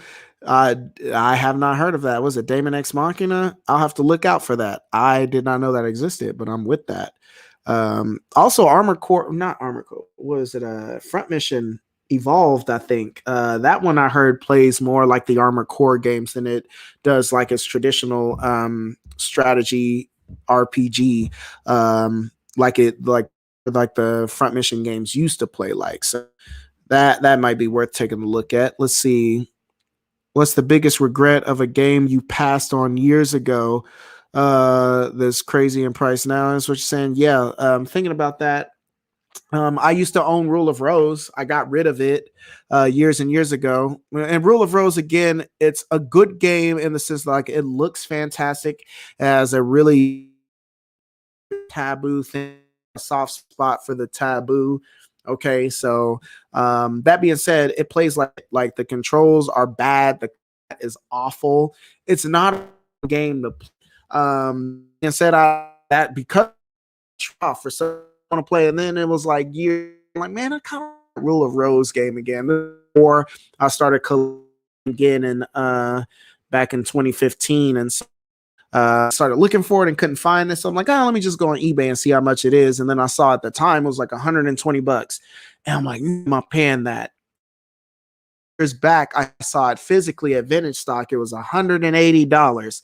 And I could have bought it. This was a day I just got my tax return too. And so it was during tax time. So I had them, but I'm like, I'm not paying $180 for that. It'll go down. And so yeah, now that game is like north of $700. And it's just like, man, I wish I would have added that back to the collection. So yeah, like I said, I took an L on that. Am I PlayStation 5? Not really. I'm not thinking about the PlayStation 5 at all. That thing is too damn big. Eventually they'll give me a PlayStation 5 Slim and I might cop that. But like I said, now is the time to be collecting for PlayStation 4. So that's what I'm doing right now. I'm not really interested in PlayStation 5 at all. Eventually, maybe, but I do want to get it because I think, honestly, like by the time we get to PlayStation 6, we might be all digital at that point. So we might be kissing physical games goodbye after this generation. So I definitely want to snag a bunch of these like PS4 and eventually PS5 games because those are the ones that'll be exuberant prices. Same thing with the PlayStation 3 too. A lot of those games still hold up very well today.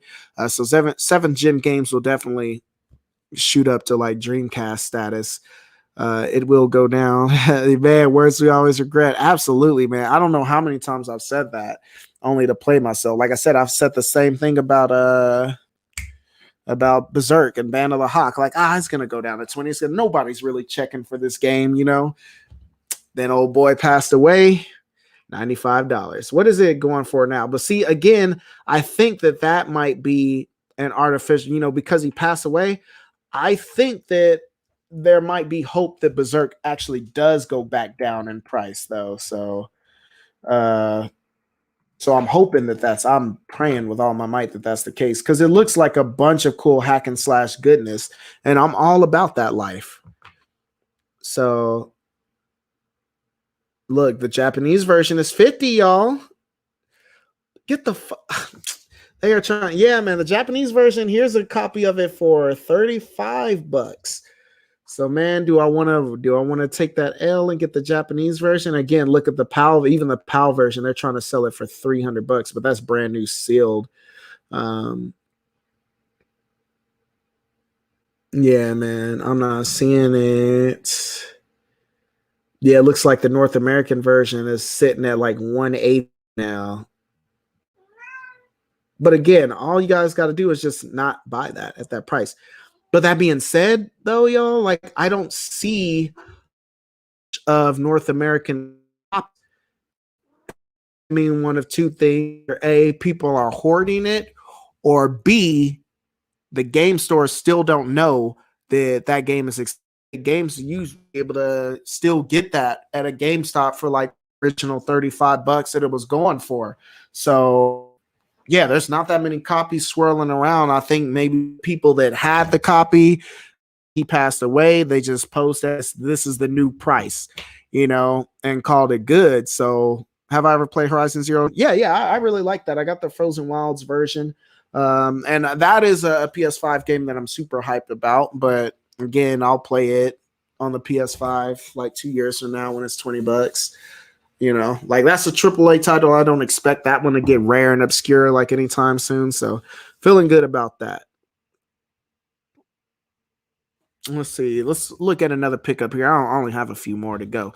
So I had to add this. That I got this Onimusha Blade Warriors. I had to add this to the collection. I've got all of the other Onimusha games except this one. So now I got all of the games, I think, unless there's the only one I'm missing is the remake on PS4, Onimusha on PS4. But I got Genma Onimusha on the Xbox. I've got all 4 games on the PS2. Now I got this one. So I think all I'm missing is that PS4 version. And this one looks cool. It looks kind of like a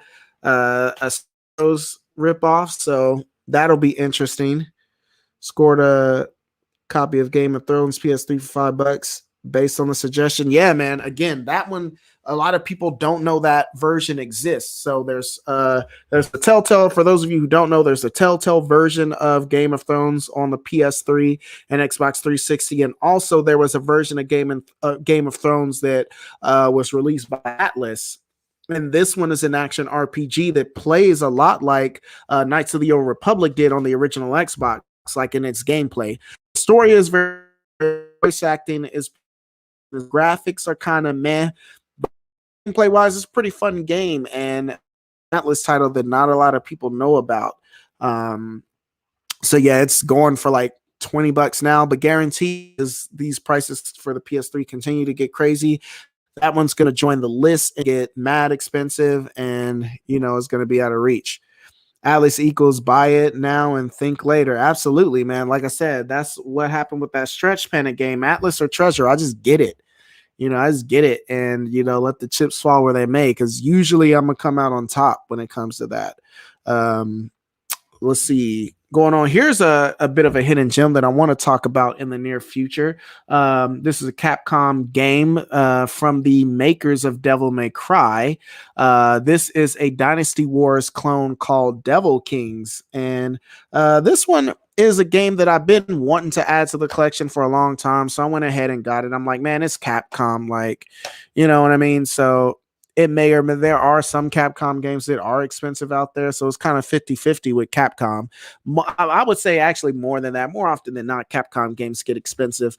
But yeah, unfortunately, unlike the Dynasty Warriors games, this one is only player. So, but looking at the back, looks like we got some cool models above / goodness. So, I was about that life. So I went ahead and scooped that up. Let's see. Back in the day, I said the same thing about Working Designs. Hey, yeah, Working Designs, absolutely. A lot of their games are crazy expensive now. And designs, like props to Working Designs, they always had like what didn't Working Designs do Alundra for the PlayStation? But they did that. They did a bunch of other games. They Gun Griffin Blaze, I think, was a Working Designs title. They were really about localizing a bunch of, they were basically the Atlus of their day, because they would localize a bunch of Japanese games for the American market and tweak and optimize games before they got over here. So usually the North American Working Designs version of the game was usually the definitive one, because they would fix a lot of stuff before they would stuff also, in the where we had black and white, their manuals were almost similar. They had holographic manuals and things like that. Working Designs games look really cool on the shelf. All of them look like special edition versions. Like Working Designs was a company that really took the time to extra work on their games. Like this next one, speaking of like holiday covers and stuff like that, this is an Xbox game that I've been wanting a collection for a long time. It is Jet Set, and I was happy. I have the pack, like I'm sure a lot of you do that play Xbox, and so I've got it. But I wanted this one, but I got it crazy, crazy cheap because the disc is in horrible condition. Actually, the back of it looks pretty good. It top the like plastic on the top is wearing off. I don't know how well you can see that, but like up in the light, can you see that? Like that's not a stain. I thought that was a stain or something sticky on it, but that's the actual like plastic like coming off the top of it. So I don't even know if this disc runs. Again, I got the double copy I can, put in here and just kind of have it sitting on the desk. Or like I said, since I got this for $15. Dude my homeboy at the flea market let me cop it for $15 since it was so beat up. And like I said, I got the case is a nice, as is the manual. So I might be able to find a loose copy of Jet Set Radio for the low and go ahead and complete it that way. What is that going for anyway? Jet Set Radio feature on Xbox, because I think that one's hovering around $60 now. So yeah, even the double pack, guys, the double pack they're trying to sell for $30, and that's BS. Yeah, so the copy I just picked up, that one's going for $80 now. There it is for $82. There's a sealed copy for $400 that no one's gonna buy. Yeah, so it's pricey. Like I said, they're trying to sell the double pack now for like 30 and $40, but I don't see a loose copy anywhere. Let me type in loose and see if I can find a disc only. And see if I get lucky, because if I see it disc only for like $30, I'm copping that.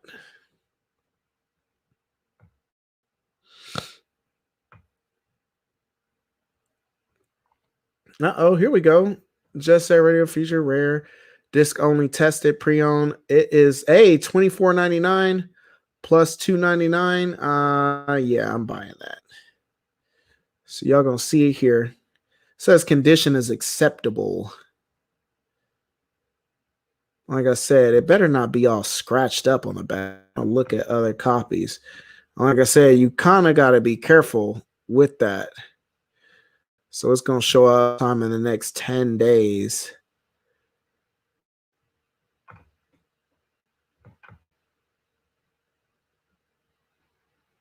But hold on, y'all. So I'm buying this game real quick. Yep. Like I said, live on the live stream. I went ahead and picked that up because if this disc doesn't work, like I said, I just found it $25, and that's pretty dope. So that's gonna be the last game. I gotta stop buying games because, like I said, I ain't got money like that right now. I gotta chill.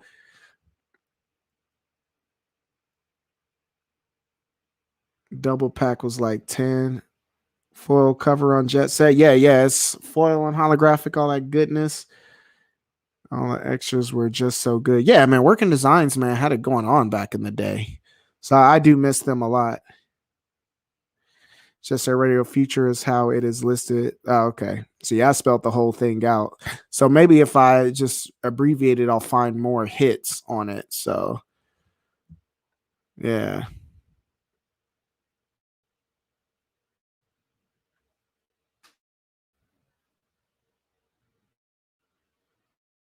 Right. A bunch of see. I appreciate that. Well, so you just put me something new. What's up, there? What are you doing? You mad, man? I paid attention to you all day, so leave me alone. Do my viewers select you out here? I don't. Okay, not like that.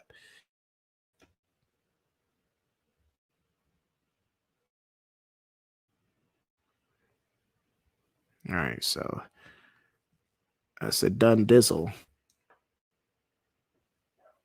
Okay, good to go. So, but yeah, I appreciate that. Moving on, here are two games, not like a big deal. These aren't like huge. This is just games I always wanted to have. I never played them. So I got Headhunter on the PS2. I'm actually looking for this on the Xbox because I got Head on the original Xbox, and I feel like these games might play better on the original Xbox, but I'm not sure. They're shooter games, third person shooter games, so they might be better on there, but I don't know. These are two games. The first one was done by Acclaim RIP, and then Sega picked up the second one, probably after Acclaim, but they look like kind of like some futuristic like shooter games. Like I see a guy, he's back of a motorcycle.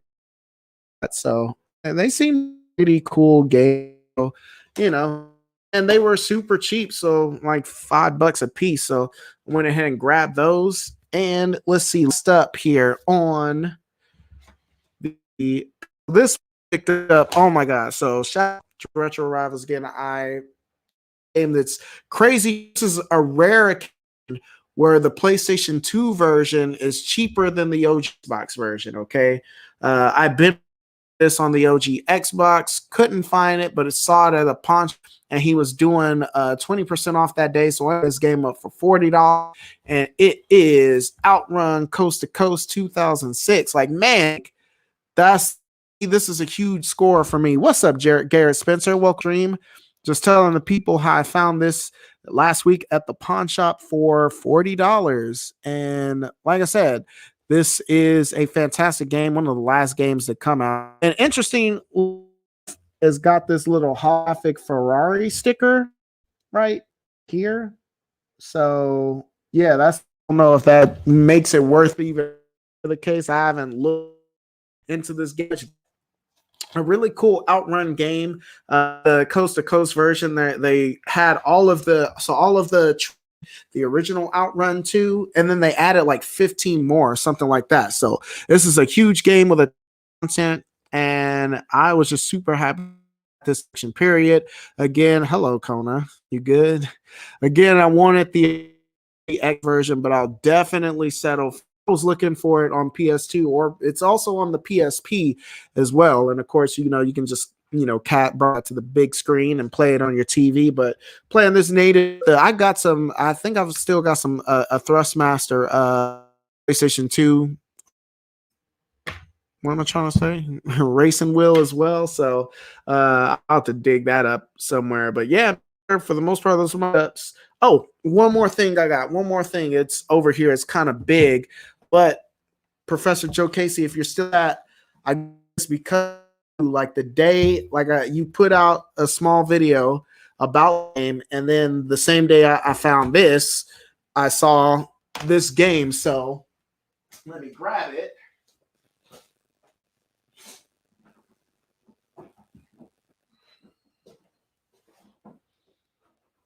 Okay, so last game I want to talk about. My stream is lagging. Yeah, man, it be like that, man. My internet over here is hot garbage. So I don't know if I should just chill for a second and wait for it to catch up and stop acting stupid, or what I should do out here. Said it would probably help if I didn't have so many things hooked up to the Wi-Fi as well. That's something I don't pay enough attention to. I just got to plug all of my consoles and stuff when the time comes.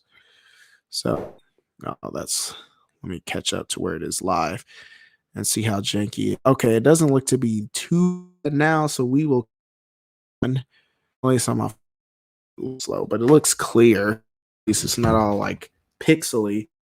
Anyway, I saw video gaming with he was playing this, and he said the DJ Hero games are actually slept on. I slept on DJ. I wasn't really caring about that. It was Rock Band or GTFO, you know what I mean, or Guitar Hero 4 for that matter, which I would love to get Guitar Hero 4 or Rock Band and get a full set, so I can get the band back together. It's crazy because those were super hot for a while, and then when the series fell off, all those peripherals were super cheap, and now they're going back up in price again. So they're kind of expensive now to find the controllers and all the guitars and all of that stuff. But that's not the only thing there. So that was included with this. So this is like the whole joint here, and it came with the game. And so he let me cop this for 40. My homeboy, shout out to little Mike at The Spot is what it's called. It's his little store in the flea market. And so yeah, this thing appeared to be complete. It comes with 2 turntables and I think like a bunch of extra songs and stuff. Like, so I have to get the original DJ Hero, I suppose, and just like have both of those. So I was happy to get this whole thing for the price I got it, so I didn't have to go around and put all the pieces together and all of that. So yeah, man, that was my pickups. I got a few cool things, but nothing like super, super crazy. I would say the things the most crazy that I got was the Outrun, the Jet Set Radio, and these PSP games. But like I said, again, for those of you who missed it, I found these loose, super cheap. Just bought a couple of generic repro cases, and this was on eBay. The people that do it, you'll see them because they're like the only major people that do it, but their company is pretty good. Like the prints, if you look closely, you can see they're slightly faded. They're not as sharp as they should be, but for the most part it looks pretty good. And like I said, just sitting on the shelf, like you wouldn't be able to tell just looking at it on the shelf. And that's really all I cared about. I don't plan on trying to resell these, and pass those off as actual cases, because you can't. It's just imperfect enough that you can tell, but they look pretty good. And like just glancing or looking at them from afar or seeing on the shelf, they don't stick out. So that's super dope. But yeah, Video Game with the Professor. Joe Casey, thanks for putting me onto that DJ Hero. I'm excited to check it out. So yeah, hopefully it's fun. But that is pretty much all I got for. Crap, I forgot. Okay. Rave Warrior Alpha, are you still there? I forgot I was gonna add you to the stream. I got caught up.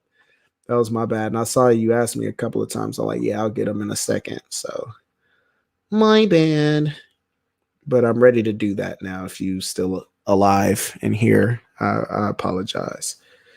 That was my bad. I got caught up. So let me see here. I don't even remember how to do it. Wait, so like that? Oh, there's this little button to invite. Invite guests. Let's see. Send this link to your guests. You may want to share your instructions for guests. I don't know. Any instructions on just don't be weird. Like, don't be a weirdo. Don't be racist, first of all, because we don't do that. Don't be racist or like homophobic or transphobic or anything like that. We're not trying to do that out here. Retro Rivals, what's going on, man? I saw you guys went live too. I was mad. I was like, man, I thought y'all went live on Saturdays. I was trying to avoid going live at the same time as you guys. What's going on, man? Oh, Stats Big Rome G in the house too. What's going on, boss? Man, you just missed it. We picked up some highlights. Like I said, I got these 2 games on PSP, Valkyrie Profile, Lenneth, and Wild Arms. These are actually in repro cases. My game store had Valkyrie Profile loose for $25, and they had this one loose for $19.99. So I just bought them and bought these like little $8 cases, and they look fantastic. And so I completed those. I got myself a Thrustmaster flight stick for the PS4. That was awesome. Since you guys are here, you guys are the one that put me on to Coast to Coast. So I actually got Outrun 2006 Coast to Coast and got that for $40 at the flea market last weekend. So that was really nice. So yeah, man. Yeah, I was getting it in. I also got these last thing on the recap. I was grabbing these Ratchet and Clank games. So like I said, they're selling for money on eBay, but the stores don't know that. So again, guys, that's why it's important to watch these hidden gems videos that these people be putting out, because like I said, the video game stores, they can't keep up on prices every day like that. I got this for 10. The sticker's still on there. I got this one for 10. I got this one for like 5 or 10. And then I got this one for like 25 or something, like whatever I paid for. It wasn't much, but all in all, I got all of them for about the price that you would get this game on eBay now. So that was good.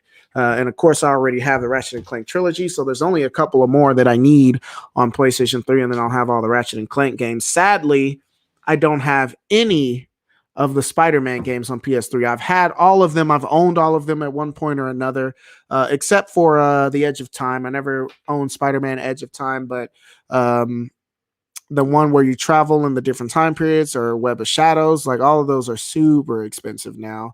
And I hate myself for not still having those. But like I said, can't have them all, guys. So don't waste your time, okay? Like trying to get them all. You can't, like I said, this is not Pokemon, okay?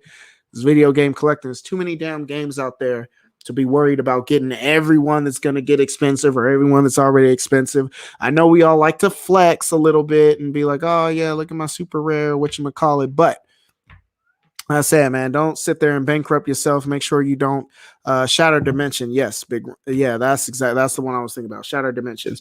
All those Spider-Man games now are like 70 plus. So unless I catch somebody slipping, I'm not going to see them again. And that being said, I don't know what they go for on the Xbox 360. They were at the time about the same price because I used to see them at GameStop all the time. They were each like $30. And so I'm like, damn, like I don't want to pay $30. I'll wait for them to go down to 20, and then that never happened. And now they're super expensive. That being said, the Xbox 360 versions may still be like $30. It's all about PlayStation 3 right now. So, like I said, the Xbox 360 is getting left behind. But that being said, that's excellent for collectors because if you can't get them, like I said, I got Lollipop Chainsaw for $16 like a month ago on the Xbox 360, $16. And the PS3 version is going for like 90 right now. You know, Shadows of the Damned, that's like 40. You know what I mean? And the PlayStation version is double that. Like, so you can get it. I think Little Nightmares 2 going to be another Attack on Titan. Yeah, for sure, man. And I wanted to get Attack on Titan because I love that anime. I love anime in general. So I'm always down to get a good anime video game. But yeah, it's just, they said it'd be like that. You win some, you lose some, as they say. But yeah, that's about it. So what's up? Anybody want to hop in on the stream? I was going to let Rave Warrior Alpha do it. And I wanted to get through those pickups first because I knew me and him was going to get to talking and get completely off track. And then I got to talking and got completely off track. So again, Rave Warrior Alpha, I'm ready to receive you now. I got the invite here if you ready, but otherwise, oh, hold on, my girl's calling me. So anyway, consider this an intermission. I'm going to step off to the side real quick. Actually, I'm just going to mute my mic while I take this call.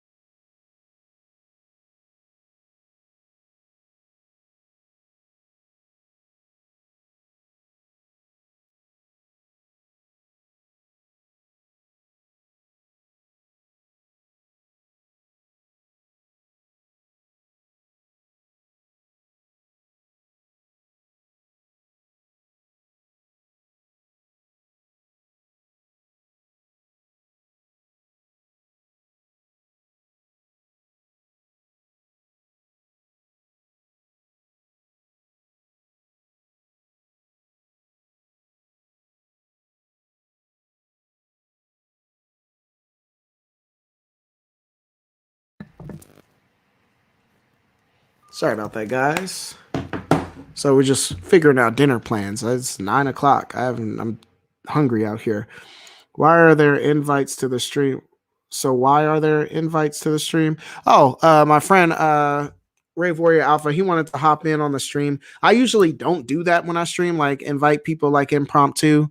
Unless, like I said, I'm talking about like a subject or whatever. I was just doing pickups today, so I didn't really want to. I wanted to wait until after the pickups were done to receive anybody, but I don't think he. I think he dropped out. So, like I said, next time if I make a live stream on, what's your favorite game on Super Nintendo or something like that, then we can have people come in for a couple of minutes at a time and pop in.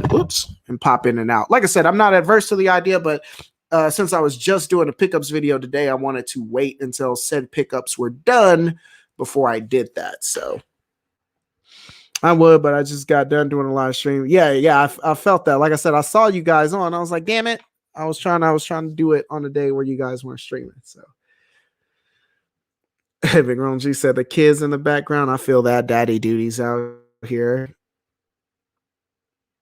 So, but yeah, that's what the reason behind that was. So wasn't planning on it, but you know, it'd be like that. So but this is a good time to remind you guys, if you haven't subscribed already, please subscribe. You know what? My goal was 2,000 by the end of the year, but you know what?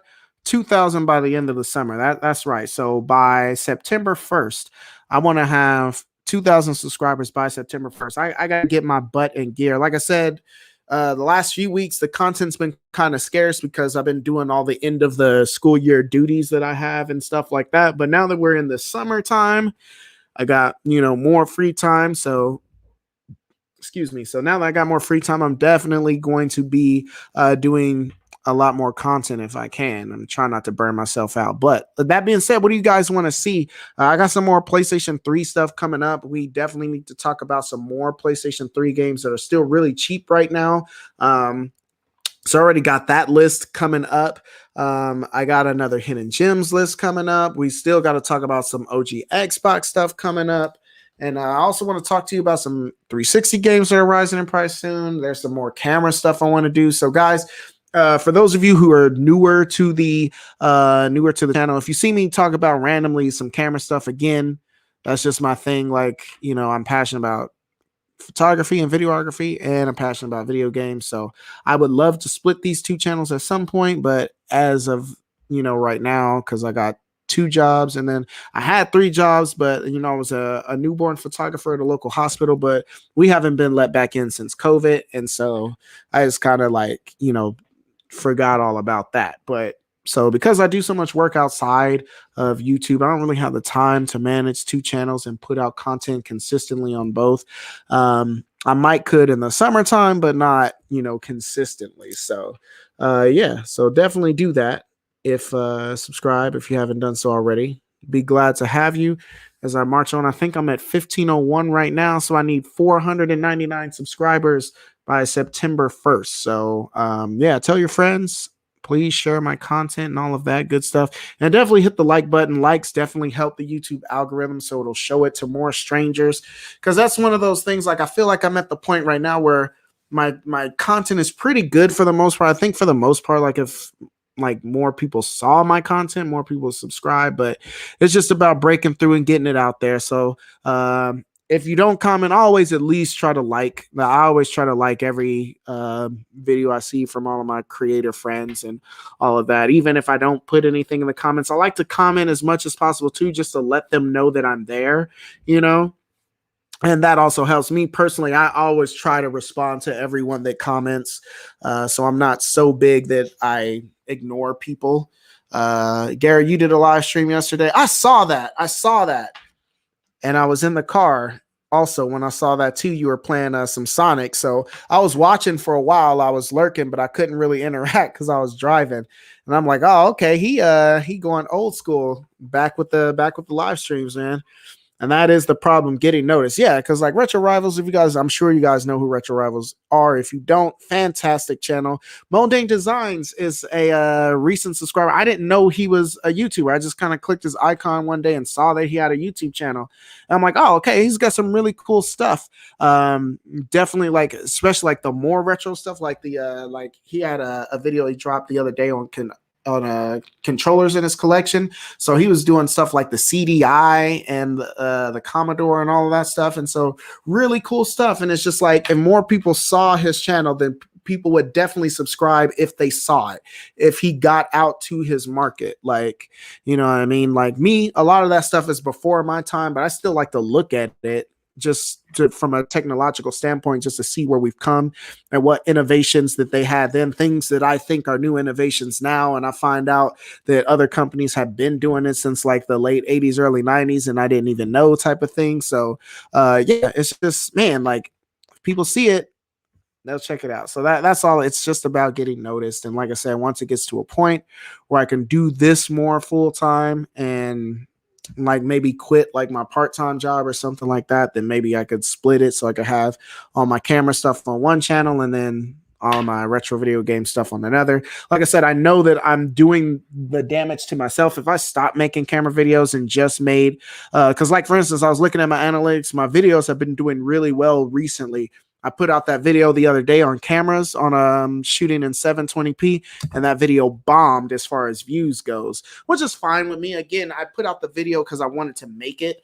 So, but like I said, I understand that for most people, there's not a strong correlation between photography and video making and retro video games. I do it because I know that a lot of my subscribers are also fellow YouTubers and fellow content creators. And I make that type of stuff in hopes that it would help you make better videos or, help you with tips. Because I pick up tips on other people all the time, whether I get ideas from people's game rooms or whatever the case. And so, yeah. So it's all about spreading that knowledge. So I'm with that. I just want to say thanks again for doing the Hidden Gems videos. Picked up so many PS1 Hidden Gems that I never thought I would have been interested in. Appreciate that, Nightshader. I got another Hidden Gems video on the way. I'll give you a preview of one that you guys need to look at.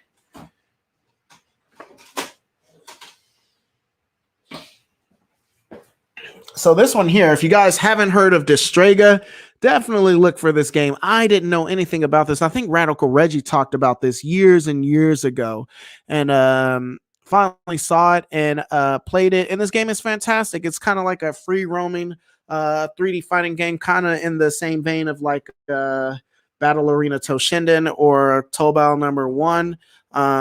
But it's kind of closer, I would say, to like the Tenkaichi games. And the way you run around, it's fast. You can kind of dash and like fly around. And I don't know if you can see it on the back, but you can like throw energy blasts at each other and stuff like that. Like this game is dope. Like they have like psychic powers and stuff they use to fight each other. And so, yeah.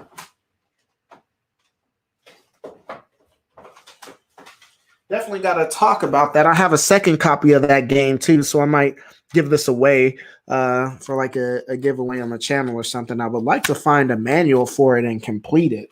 But so yeah, so that's definitely one we got to talk about. And there's some others that we got to look at. But yeah, PlayStation 1, again, that was a system that I thought I was done with, and then it's not.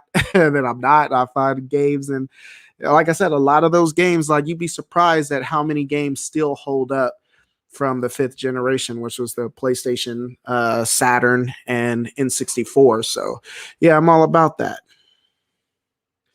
Dude, old school Xbox Game Exchange price sticker. Heck yeah, man. RIP to Game Exchange in my area. Game Exchange is out of business here. There used to be 2 in town, then it went down to 1. And Game Exchange here, I had been going to Game Exchange since 97, and they just closed down in 2019. So, and the pandemic was like the death blow. So unfortunately, no more Game Exchange. I have the neon sign that was in the store, but my girlfriend, she smacked her big head on it and broke it.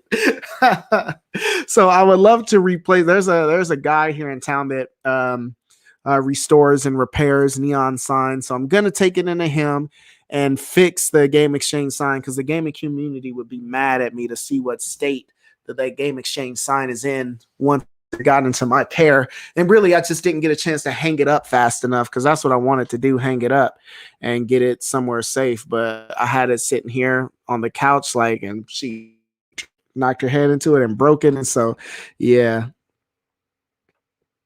So that game is like Psychic Force. Yeah, it very much is. Like, it definitely has those vibes. I told people yesterday, don't get too excited because it was just for one day. Big Rome G says, I'll take it off your hand. Yeah, you want it? For sure. Like I said, you live in my city still, right? Like I said, if you're still here, you can have it, man. Just let me know.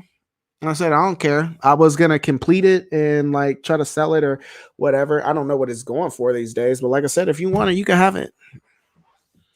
They still have a Game Exchange in Shreveport, Louisiana. Yeah, and I think they got some in like Iowa or something like that. Somewhere else, like out in the eastern Midwest.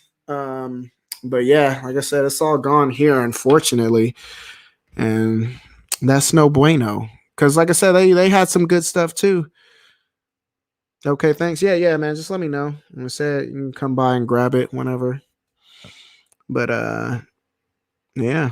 So yeah, we definitely got some more of that stuff going on, and yeah, like I said, I need to just get back on the grind. So I'm definitely, like I said, from now on, I'm going to be live streaming every Sunday, even if I don't have pickups for you, which I probably won't, because I'm not going to be picking up as heavily as I have been lately. Like I said, we'll talk about some hidden gems, talk about some other things.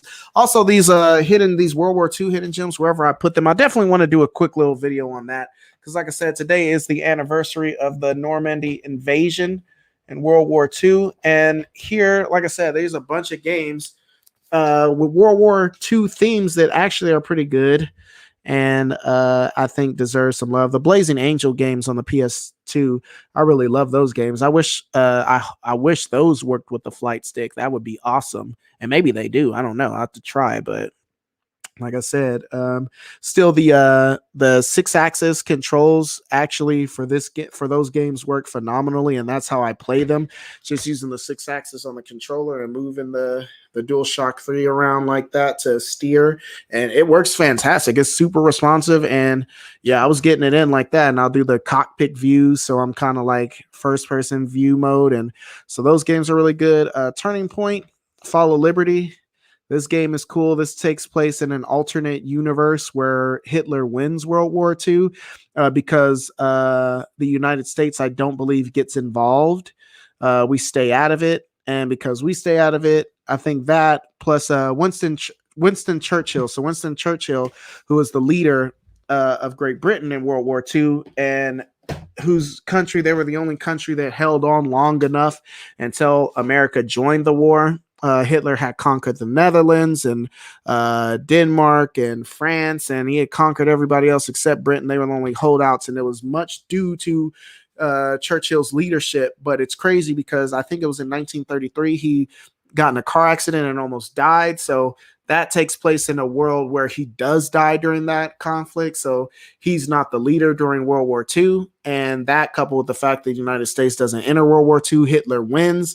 And so fast forward to the year like 1950, and then Hitler conquers Europe and then invades New York City. And so you're like a plumber, like thrust into this battle, like to, fend off America from the Nazi invasion. And so that was a really cool game. It had some really cool gameplay mechanics in it. So I'd definitely love to talk about that one. Enemy Front is a game nobody talks about. The graphics on this are really well done, and the gameplay is pretty good too. But it was just like a Call of Duty ripoff, so it didn't get any screen time. But it was really good though.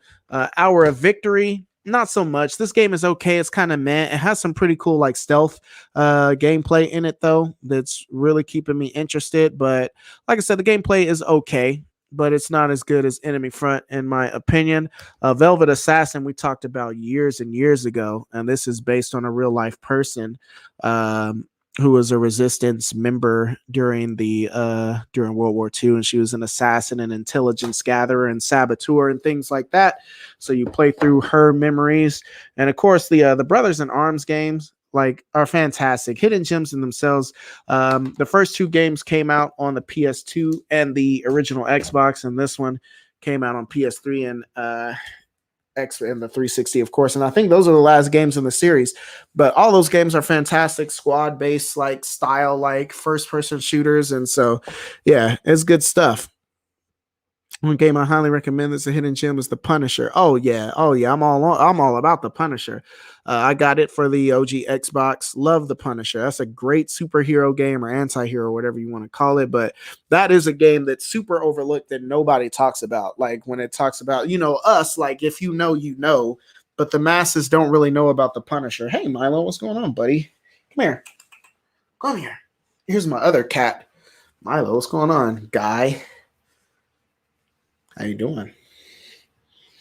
So Kona's usually the one invading my space when I'm live streaming, but Milo, he usually behaves himself. So good boy for behaving yourself and say hi to the people. Okay, you don't have to, but yeah, it's my So Kona's like my little lion, and he's like my little tiger. So, but yeah, so yeah, Punisher. I love the Punisher. Retro Rivals, you out. I appreciate it, man. Take care, guys. Can't wait to see what you guys come up with next. Wish I could stay in chat longer, but it's after 11 p.m. here. Oh, yeah, that's right. That's right. So, yeah, appreciate it, Jen. Thanks for stopping by. Like I said, Retro Rivals, they're definitely going to be big in the space in the near future. Like, they're on their way up. Mr. Right Way is on his way up. Pac-Man Case is doing big things.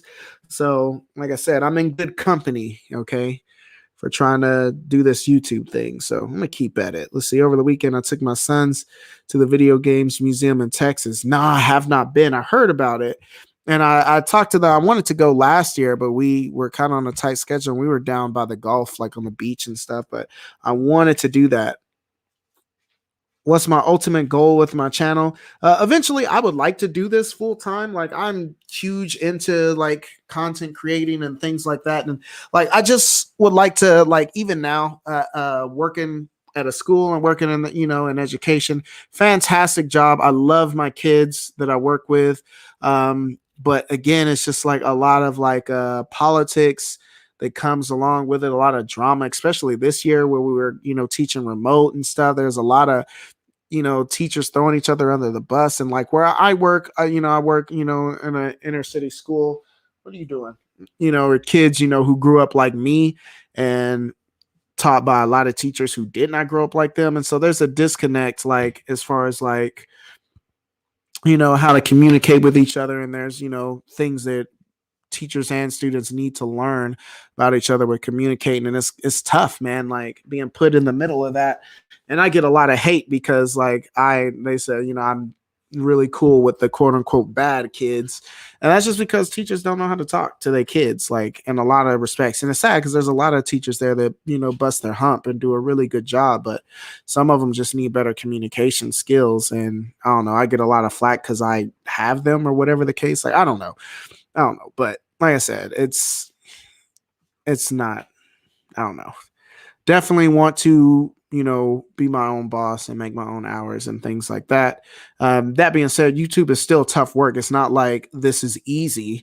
And that's a huge pet peeve of mine, especially with the anti-e-begging community, because they talk about these big YouTubers and they like, oh, they make all this money and they sit there and just make videos. Like, yeah, this shit is hella hard. Like, like my biggest thing, like with making videos, is capturing gameplay.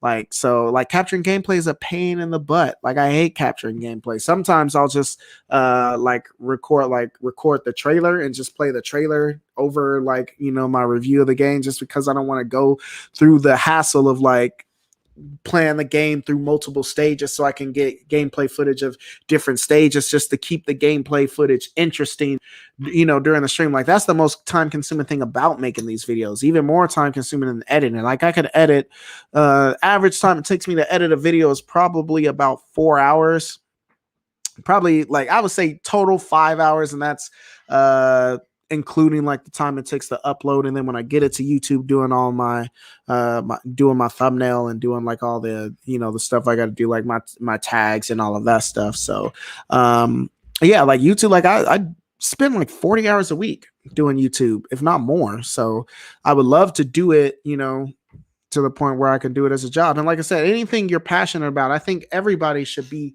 paid to do something that they're passionate about. I don't think that there's anything wrong at all with making YouTube videos if you're passionate about it. There are some big YouTubers out there that'll especially those Nintendo Switch YouTubers. Y'all know who I'm talking about. I'm not going to say any names, but they constantly, hey guys, Nintendo Switch is doing this, and oh, the Switch Pro is coming and it's confirmed, and blah, blah, blah. They recycle the same content over and over and over again. They make a bunch of like huge blatant mistakes during their videos, and you can tell like the passion is not there. Like, they don't even like their own videos. Like, they don't even want to watch their own videos. My girl gives me crap all the time because she'll come home and catch me on my phone watching myself on YouTube, and she's like, you watch yourself? And I'm like, yeah, man, because for one, I'm proud that I took nothing and created. Like, the idea of creating is huge, like taking nothing and like turning it into something, whatever it is.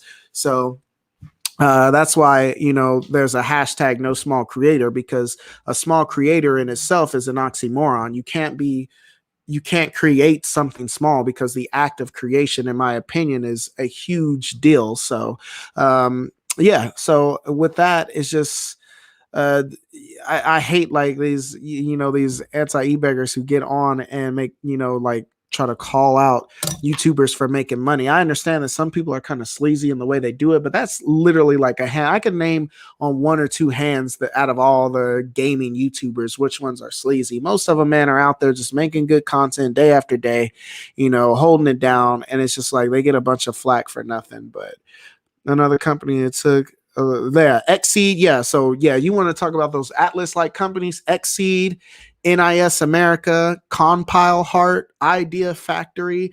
There's a few of them now, like that've been like doing their thing since the PlayStation 3 era. And that's one of my favorite things about the PlayStation 3. There's a bunch of those obscure anime style, action RPGs or tactical RPGs and stuff like that. Like you got like Hyperdimension Neptunia style games, Time and Eternity is a perfect example. That game is super expensive now. It's like a $90-$100 game. Drakengard 3 is another one. Last Rebellion is another one. The Aegis Rim games like 13 Sentinels that came out on the PS4. I'm so glad I got that. $20 on a Christmas deal, because that one is definitely going to be expensive. If it's not already, I haven't looked at it, but again, it's Atlas, and Atlas Games gonna Atlas. Any YouTube inspirations? You mentioned Metal Jesus. I like his stuff too. Yeah, Metal Jesus was the reason why I started my channel. I started my channel because he and Kenzie Lewin were bashing the PlayStation Move. Okay. And I was like, wait a second, what are y'all talking about? The PlayStation Move is dope. So I'm like, man, I'm going to make y'all a video to show you. And there wasn't any hate behind it. I'm just like, man, I don't think they really played it enough to like, or like, man, if they play, maybe they just didn't try this game or whatever. So I was going to make a dedicated video on the PlayStation Move in the hopes that he would see it, because Metal Jesus does look at some of my videos. He's commented on a couple, which is awesome. That's absolutely fantastic. But when I make this, I still haven't made this video, but this is the crux behind my entire channel, is to make a video on the PlayStation Move, show him how cool the PlayStation Move is. He watches the video and he says, you know what, Lightsaber Samurai, that PlayStation Move pretty damn good. You know what I'm saying? Like that's all. That's my big, like my end goal, my aspiration is to be noticed by Senpai Jason, and just like, yeah. So anyway, that, like I said, the ironic thing is, but the problem was, I was watching Metal Jesus at the time. This is like 2016. I'm like, man, his videos look good. Like watching Metal Jesus Rocks was like watching a TV show on retro video games that came on twice a week and you can watch it and da da da da. And at the time, I was shooting on my BlackBerry cell phone, which was a 2012 model in 2016. So in 2016, my cell phone was already 4 years old. The video quality was absolutely horrendous. So I bought a Canon T5i at a pawn shop and was just, trying to work it out. And, it was, he had a price on it, but I didn't have that much. So I'm like, look, bro, I got $350, man. What you gonna do? You know what I mean? So that's the thing. That's what I like about pawn shops and stuff. You can haggle a little bit. You show that cash money, they'll work with you. So I got that, but like I said, I got it home, and I didn't know anything about cameras. So a lot of my inspirations came from that era, because I started watching content creators like D4 Darius, like Peter Walbeck, Peter McKinnon, Matty Hapoya, Creative Ryan, YC Imaging. There's a lot of content creators, Potato Jet, Caleb Pike with DSLR Shooter. There's a lot of Make Art Now, so there's a ton of them that taught me how to use cameras. And as I got to watch, and I saw how crispy their videos looked, and I'm like, man, that's cool. His background is blurry, but he's in focus. Like, how is he doing that? And things like that. And how does he get the light to hit him, but it's kind of dark in the background, but that one spot is lit up, like all of these things. And so basically I wanted to mix it to whereas if Peter McKinnon or one of those people, like if they did a YouTube channel on video games, what would it look like? And so that's the vibe I'm trying to give, on my channel. All right, man, I'm gonna let you in for a couple of minutes, but I'm actually about to end the stream here soon because my girl is here. So where you missed it, we were talking on the phone about dinner plans. So remember back in the no hate, educate. Absolutely, man. Anyone can make a video. It's hard to make a good, entertaining, successful video. Yeah, man. I think every video has to do one of two things. Okay, preferably both. It has to entertain or it has to educate. I see a lot of vanity channels out there that's just like, oh, like, hey, it's me. Look at me. I'm doing stuff. I'm so cool. Or I'll see people like on Facebook groups about YouTube. It's like, I need 1,000 subscribers, sub for sub, stuff like that. And it's like those channels, they'll never get anywhere because they're doing, as you guys look at Kona's ass all up in the screen.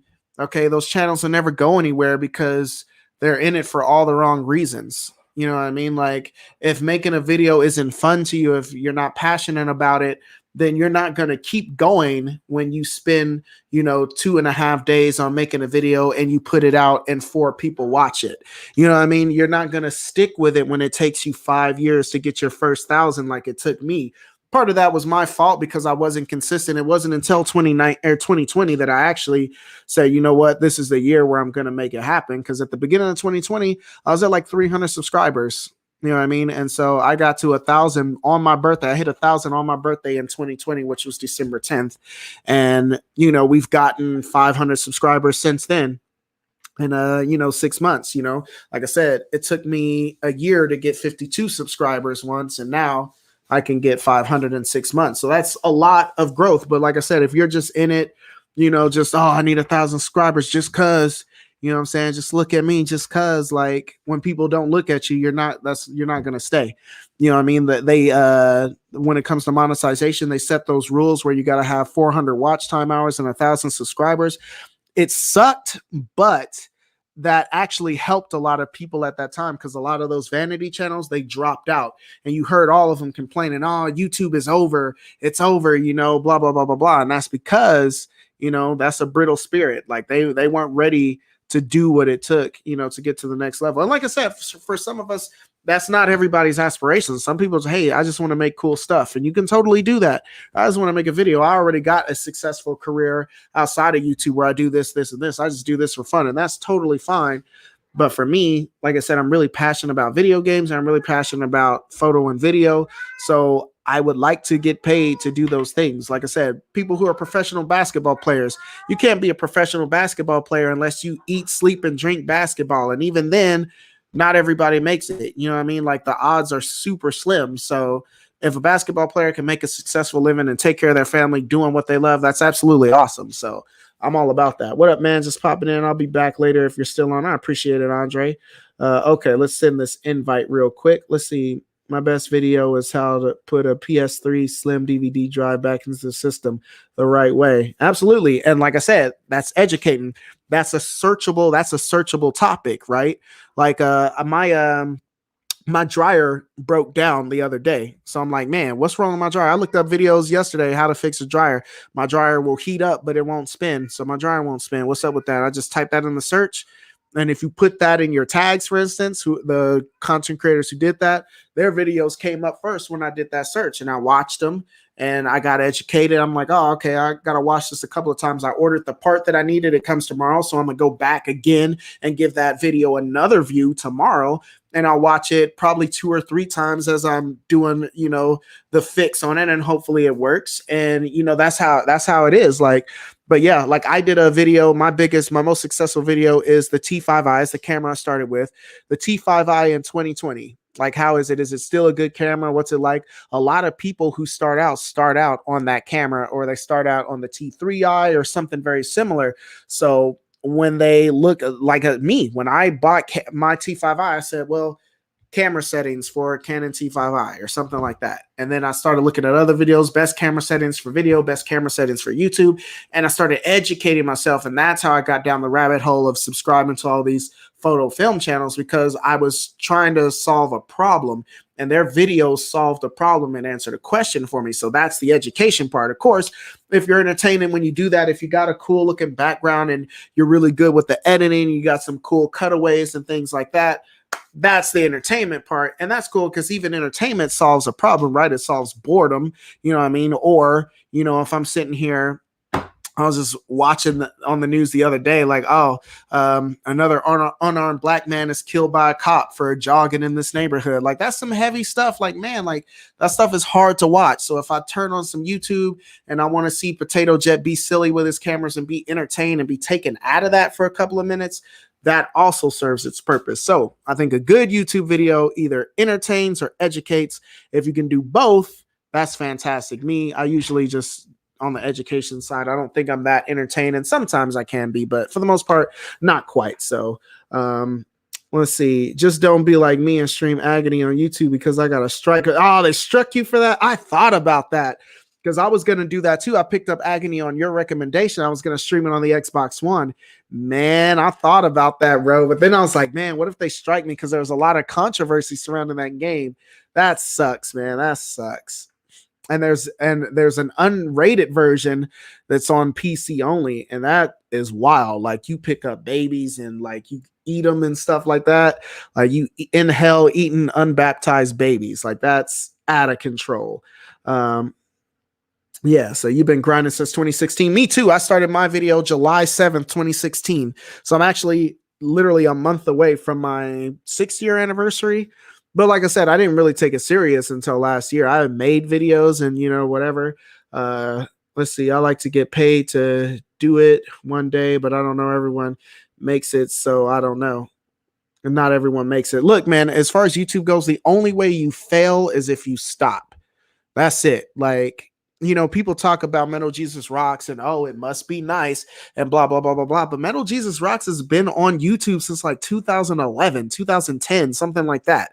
Literally, like, yeah, he's the man now, but it took him, you know, 12 years to get there. You know what I mean? So I feel like a lot of people, we underestimate what we can do in our first year or two, and we overestimate what we can do, you know, in the next 5 years or whatever case. Like if I keep going on this pace that I'm going to, so 500 subscribers I got in the last 6 months. So if I keep going 500 subscribers in 6 months, and then next year I do 1,000 in 6 months, the next year is 2,000. If I keep doubling that, if I keep going in that pace, in 5 years I'll be a channel with like 50,000 subs. You know what I mean? So even if you don't see it right now, you know, you got to trust in the process, they say, but you know, you just got to see the vision. You got to try to. So tutorials and how-to videos are great. Yeah, tutorials are, because like I said, they're how-to. Like I'm always looking at YouTube to learn how to do something, because I ain't got time to be finding it in a book nowadays or whatever the case. Like yeah, you once did and that video did really well. How to clean the Game Boy Advance cartridge.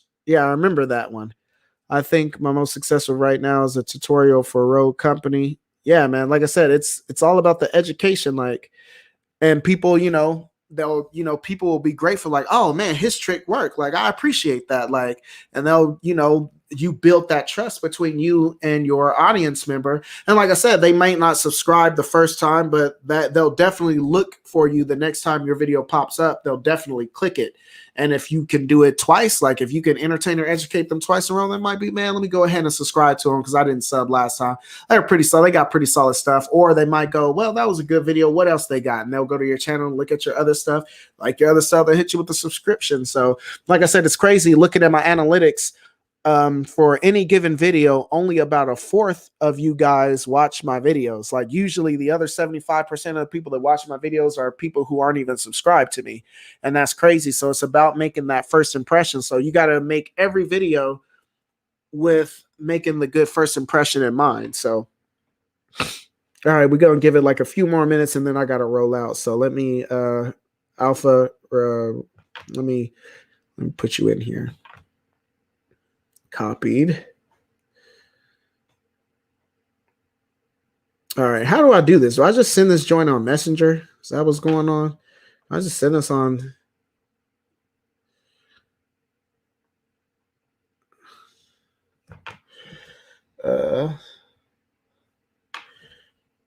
Bro, I sent it to your Facebook. Okay. So just check your Facebook Messenger and you'll see me in there. I think that's how it works. I don't remember. But like I said, we'll rock for a couple of minutes. And like I said, they're not going to slide out because My girl is home. We're gonna make something to eat or get something to eat. I'm super thirsty too. Y'all know I usually have a big drink. I didn't have a drink at all, and I'm like, my throat is like mad dry right now. Yeah, 300 views. And like I said, that's solid. Like I said, and also another thing is usually on the average, you'll get about 10% like views to subscriber wise. You'll get about 10% like the first week or so. So usually, like I said, if I do like 150 views in the first week for a video, that's pretty average for me now that I have 1,500. So I should be doing like 150 views for the first week on any given video. If I do more than that, fantastic. Like I said, if I talk about something that's trending, like the PlayStation 3, which I got more PS3 content coming, like I said, some of those I was getting like 400, 800 in the first week, things like that. Retro Rivals, they have a really good ratio because they're sitting at about 2,500 subs, but they usually get like 12 to 1,400 subs on any given video, which is awesome. So they're pulling like 50% like conversion, whereas the average is anywhere from like 10 to 15. So they have a really healthy channel and really good about that. Okay, I see your little face over here. Okay, then I just add to stream. Oh, wait, like that? Oh, Hey, what's going on? What's going on, bro? not much, not much. Like I said, getting I ready to was get off just, of here, I grab was a just, bite. I was just about to tell you that you're the reason why I kind of started my whole YouTube channel. You're the reason why I I appreciate that. Like I said, man, I I really mean, I never thought appreciate I was that a anybody lot. special, but yeah, I appreciate that. What's on my shelf is here. Sorry, man. We're about to take off, but I appreciate you hopping in, man. Like I Yeah, said, I showed off a bunch of because cool you really uplifted me. pickups and whatnot. Now I'm going to collect for the Game Boy Advance and collect actual physical copies of the games because of you now. You Yeah, really inspired me, man. You inspired me a lot. I really love your videos. I love my favorite video from you would be the camera video, the T5 something. I forgot the name of yeah, it, but yeah. Today, that's my most like successful video. I yeah, didn't think it was gonna yeah, be anything special. It was yeah. just a video I had, and so I like want to everybody's tell talking you about that you're 4K. awesome, man. You're really awesome at what you do. I really like your content a lot, and I hope that you keep at it, and I hope you make it to Yeah, I 2K, plan to. bro. Yeah, I plan on it. I plan on, like I said, You hopefully know, 2K by the end of the summer.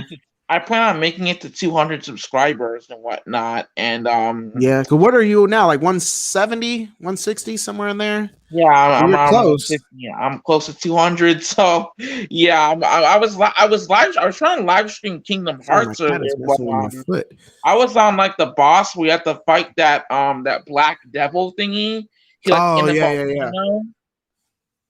Yeah. Yeah, that boss is hard, but I know I know what I'm doing. The thing is, you gotta cash win magic in order to beat it. But I'm getting way ahead of Mhm. myself. I think your channel's amazing, bro.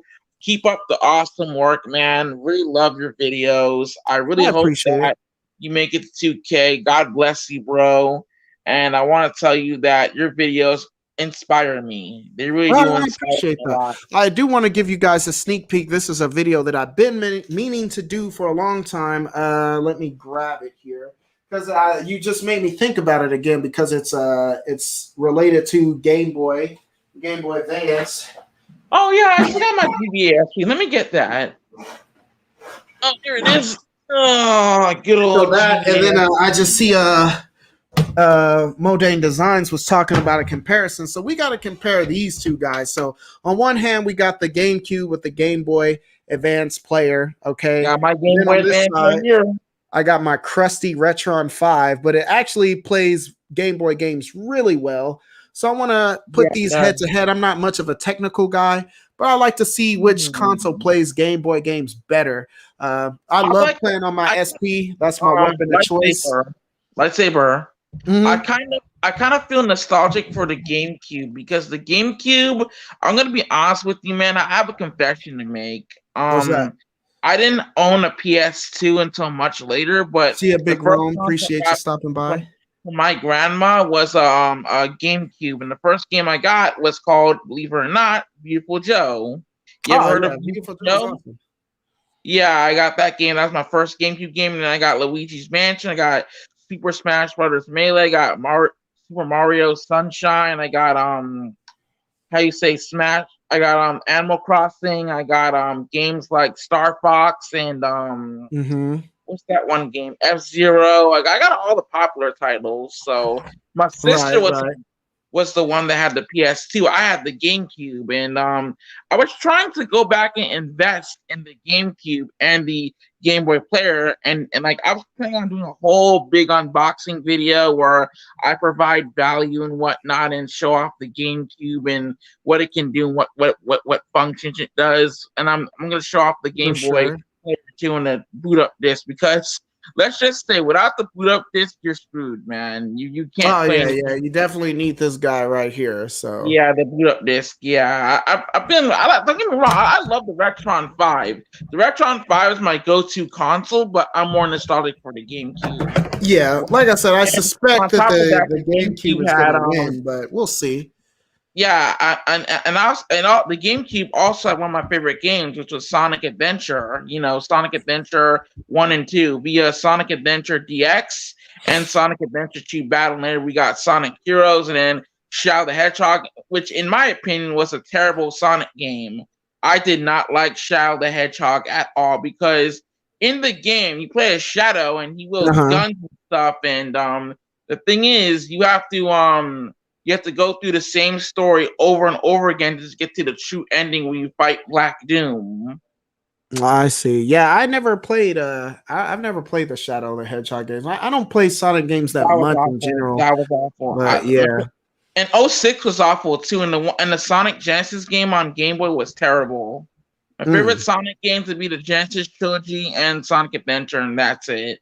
I see. I see. Yeah, and lightsaber. I have my Game Boy Advance. I have a flash card in here that runs GBA, NES games. It runs your NES Yeah, and games. that's Runs definitely a good GBA. Runs your alternative Game for Boy spending Color, the Game money. Boy original Game Boy, and that's pretty much it. I had a collection full of NES games on here. Like I got the original Mario, I got Duck Hunt, I got Castlevania, Mega Man, your Contras, Right, right. your Light Forces, your I've got this game called DuckTales and Tailspin, your Chippendales Rescue DuckTales is Ranger. solid. Yeah, those games were awesome. I really like it. And I got the first Ninja Turtles game. That was good. You know what I wish? I wish I had a Mighty Morphin Power Rangers game on the NES. That'd be cool. Right But on. sadly we didn't get it. We only got it Yeah, on the Super I'm Nintendo coming. and the I'll be up there Genesis. in a second. All right. Right. So yeah, I'm thinking like the Game Boy Advance is one of my favorite consoles because of the variety of games, and so did the GameCube. The PS2 was a juggernaut, by the way, beat out the GameCube and the Yeah, Xbox. nah, yeah. I Because got my I got GameCube more later. variety. This is my brother was in the GameCube, But but the nah, it GBA was is my PS2 or favorite GTFO pastime. for me. I'm more of a Game Boy guy. I'll do more video. Look, I'll do more videos where I'm gonna buy more Game Boys and like do videos where I talk about the Game Boys and like at first hand I'll talk about if I get like one of the special editions I'll do a video where I talk Right. about one of the special edition Game Boys that came out and yeah I'll just do it from there and then I also do videos where I unbox consoles too. I'm gonna provide value for all that, and it's gonna be in the description box below. So, Right on. lightsaber, I want to tell you, bro, your content is kicking, man, really kicking. I It's appreciate that, awesome. man. I love your content so much. So, buddy, I gotta go to bed because my mom is picking me Yeah, up I gotta tomorrow. get out of here So, too. yeah, yeah, you take care, man. Lightsaber, thank you so much for having me on. And by the way, keep up the good work and rock and roll, boy. Rock and roll to your road to 2K. Oh yeah, man. We're gonna Yep. try, man. All Yeah, right, man. Take it easy. if you make it to 2K, I'll shout you out, okay? I'll do a little shout out to I'll do like a Yeah, video for where sure, for I talk sure. about your channel and shout you out. Right on. All righty. Well, I appreciate you coming by, man. Yeah, guys, I'm gonna get out of here too. It is almost 10 o'clock where I am, and that is about my bedtime because we old out here. But I appreciate everybody coming in. Let me take a look at these last few questions that we had. Wait. Yeah, I'm hitting the wrong buttons here. Here we go. Let's see. Most unfair retro tink X5 Pro comparison got 5 for. Yeah, that I saw that. Big Rome is out. John Stone is out. Appreciate you guys stopping by. Handheld Havoc says I never had a Retron 5, but I'd like to get one eventually.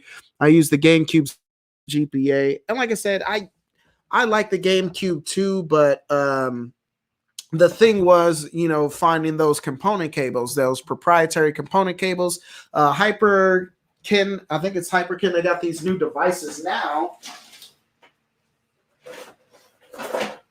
This right here. And this is what made me want to make this comparison video because the Retron 5 hooks via HDMI cable. And now you got this device here, which will allow you to connect your GameCube via HDMI.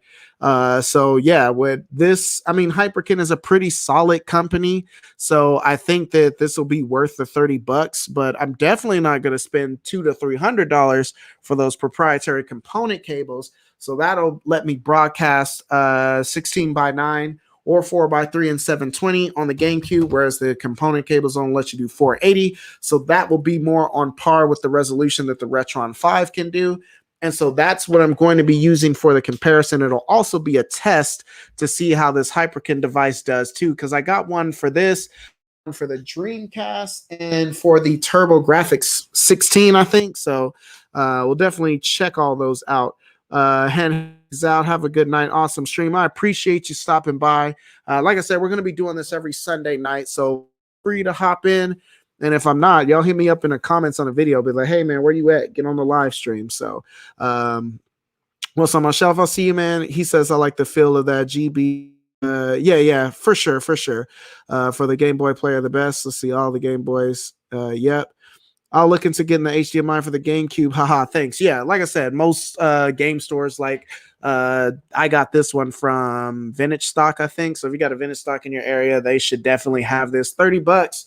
Like I said, it seems to the Dreamcast one, I'll say I used the one for the Dreamcast already, but it doesn't seem to work for every game. There are some games that it won't show for, the picture won't come out, but the ones that it does come out for, they look fantastic. So hopefully we'll see more overlay with the GameCube and more of the games will work for it. But yeah, guys, I gotta slide out of here, man. I appreciate you guys so much. If you guys haven't subscribed, like I said, definitely hit the like button for this live stream because it definitely analytics. And I appreciate you guys stopping by. We'll do this next Sunday. Don't know what we're going to talk about. It might be some pickups. It might be something else. But that's all I got for you. Lightsaber Samurai out. Peace. And you guys have a good night. We'll see you later.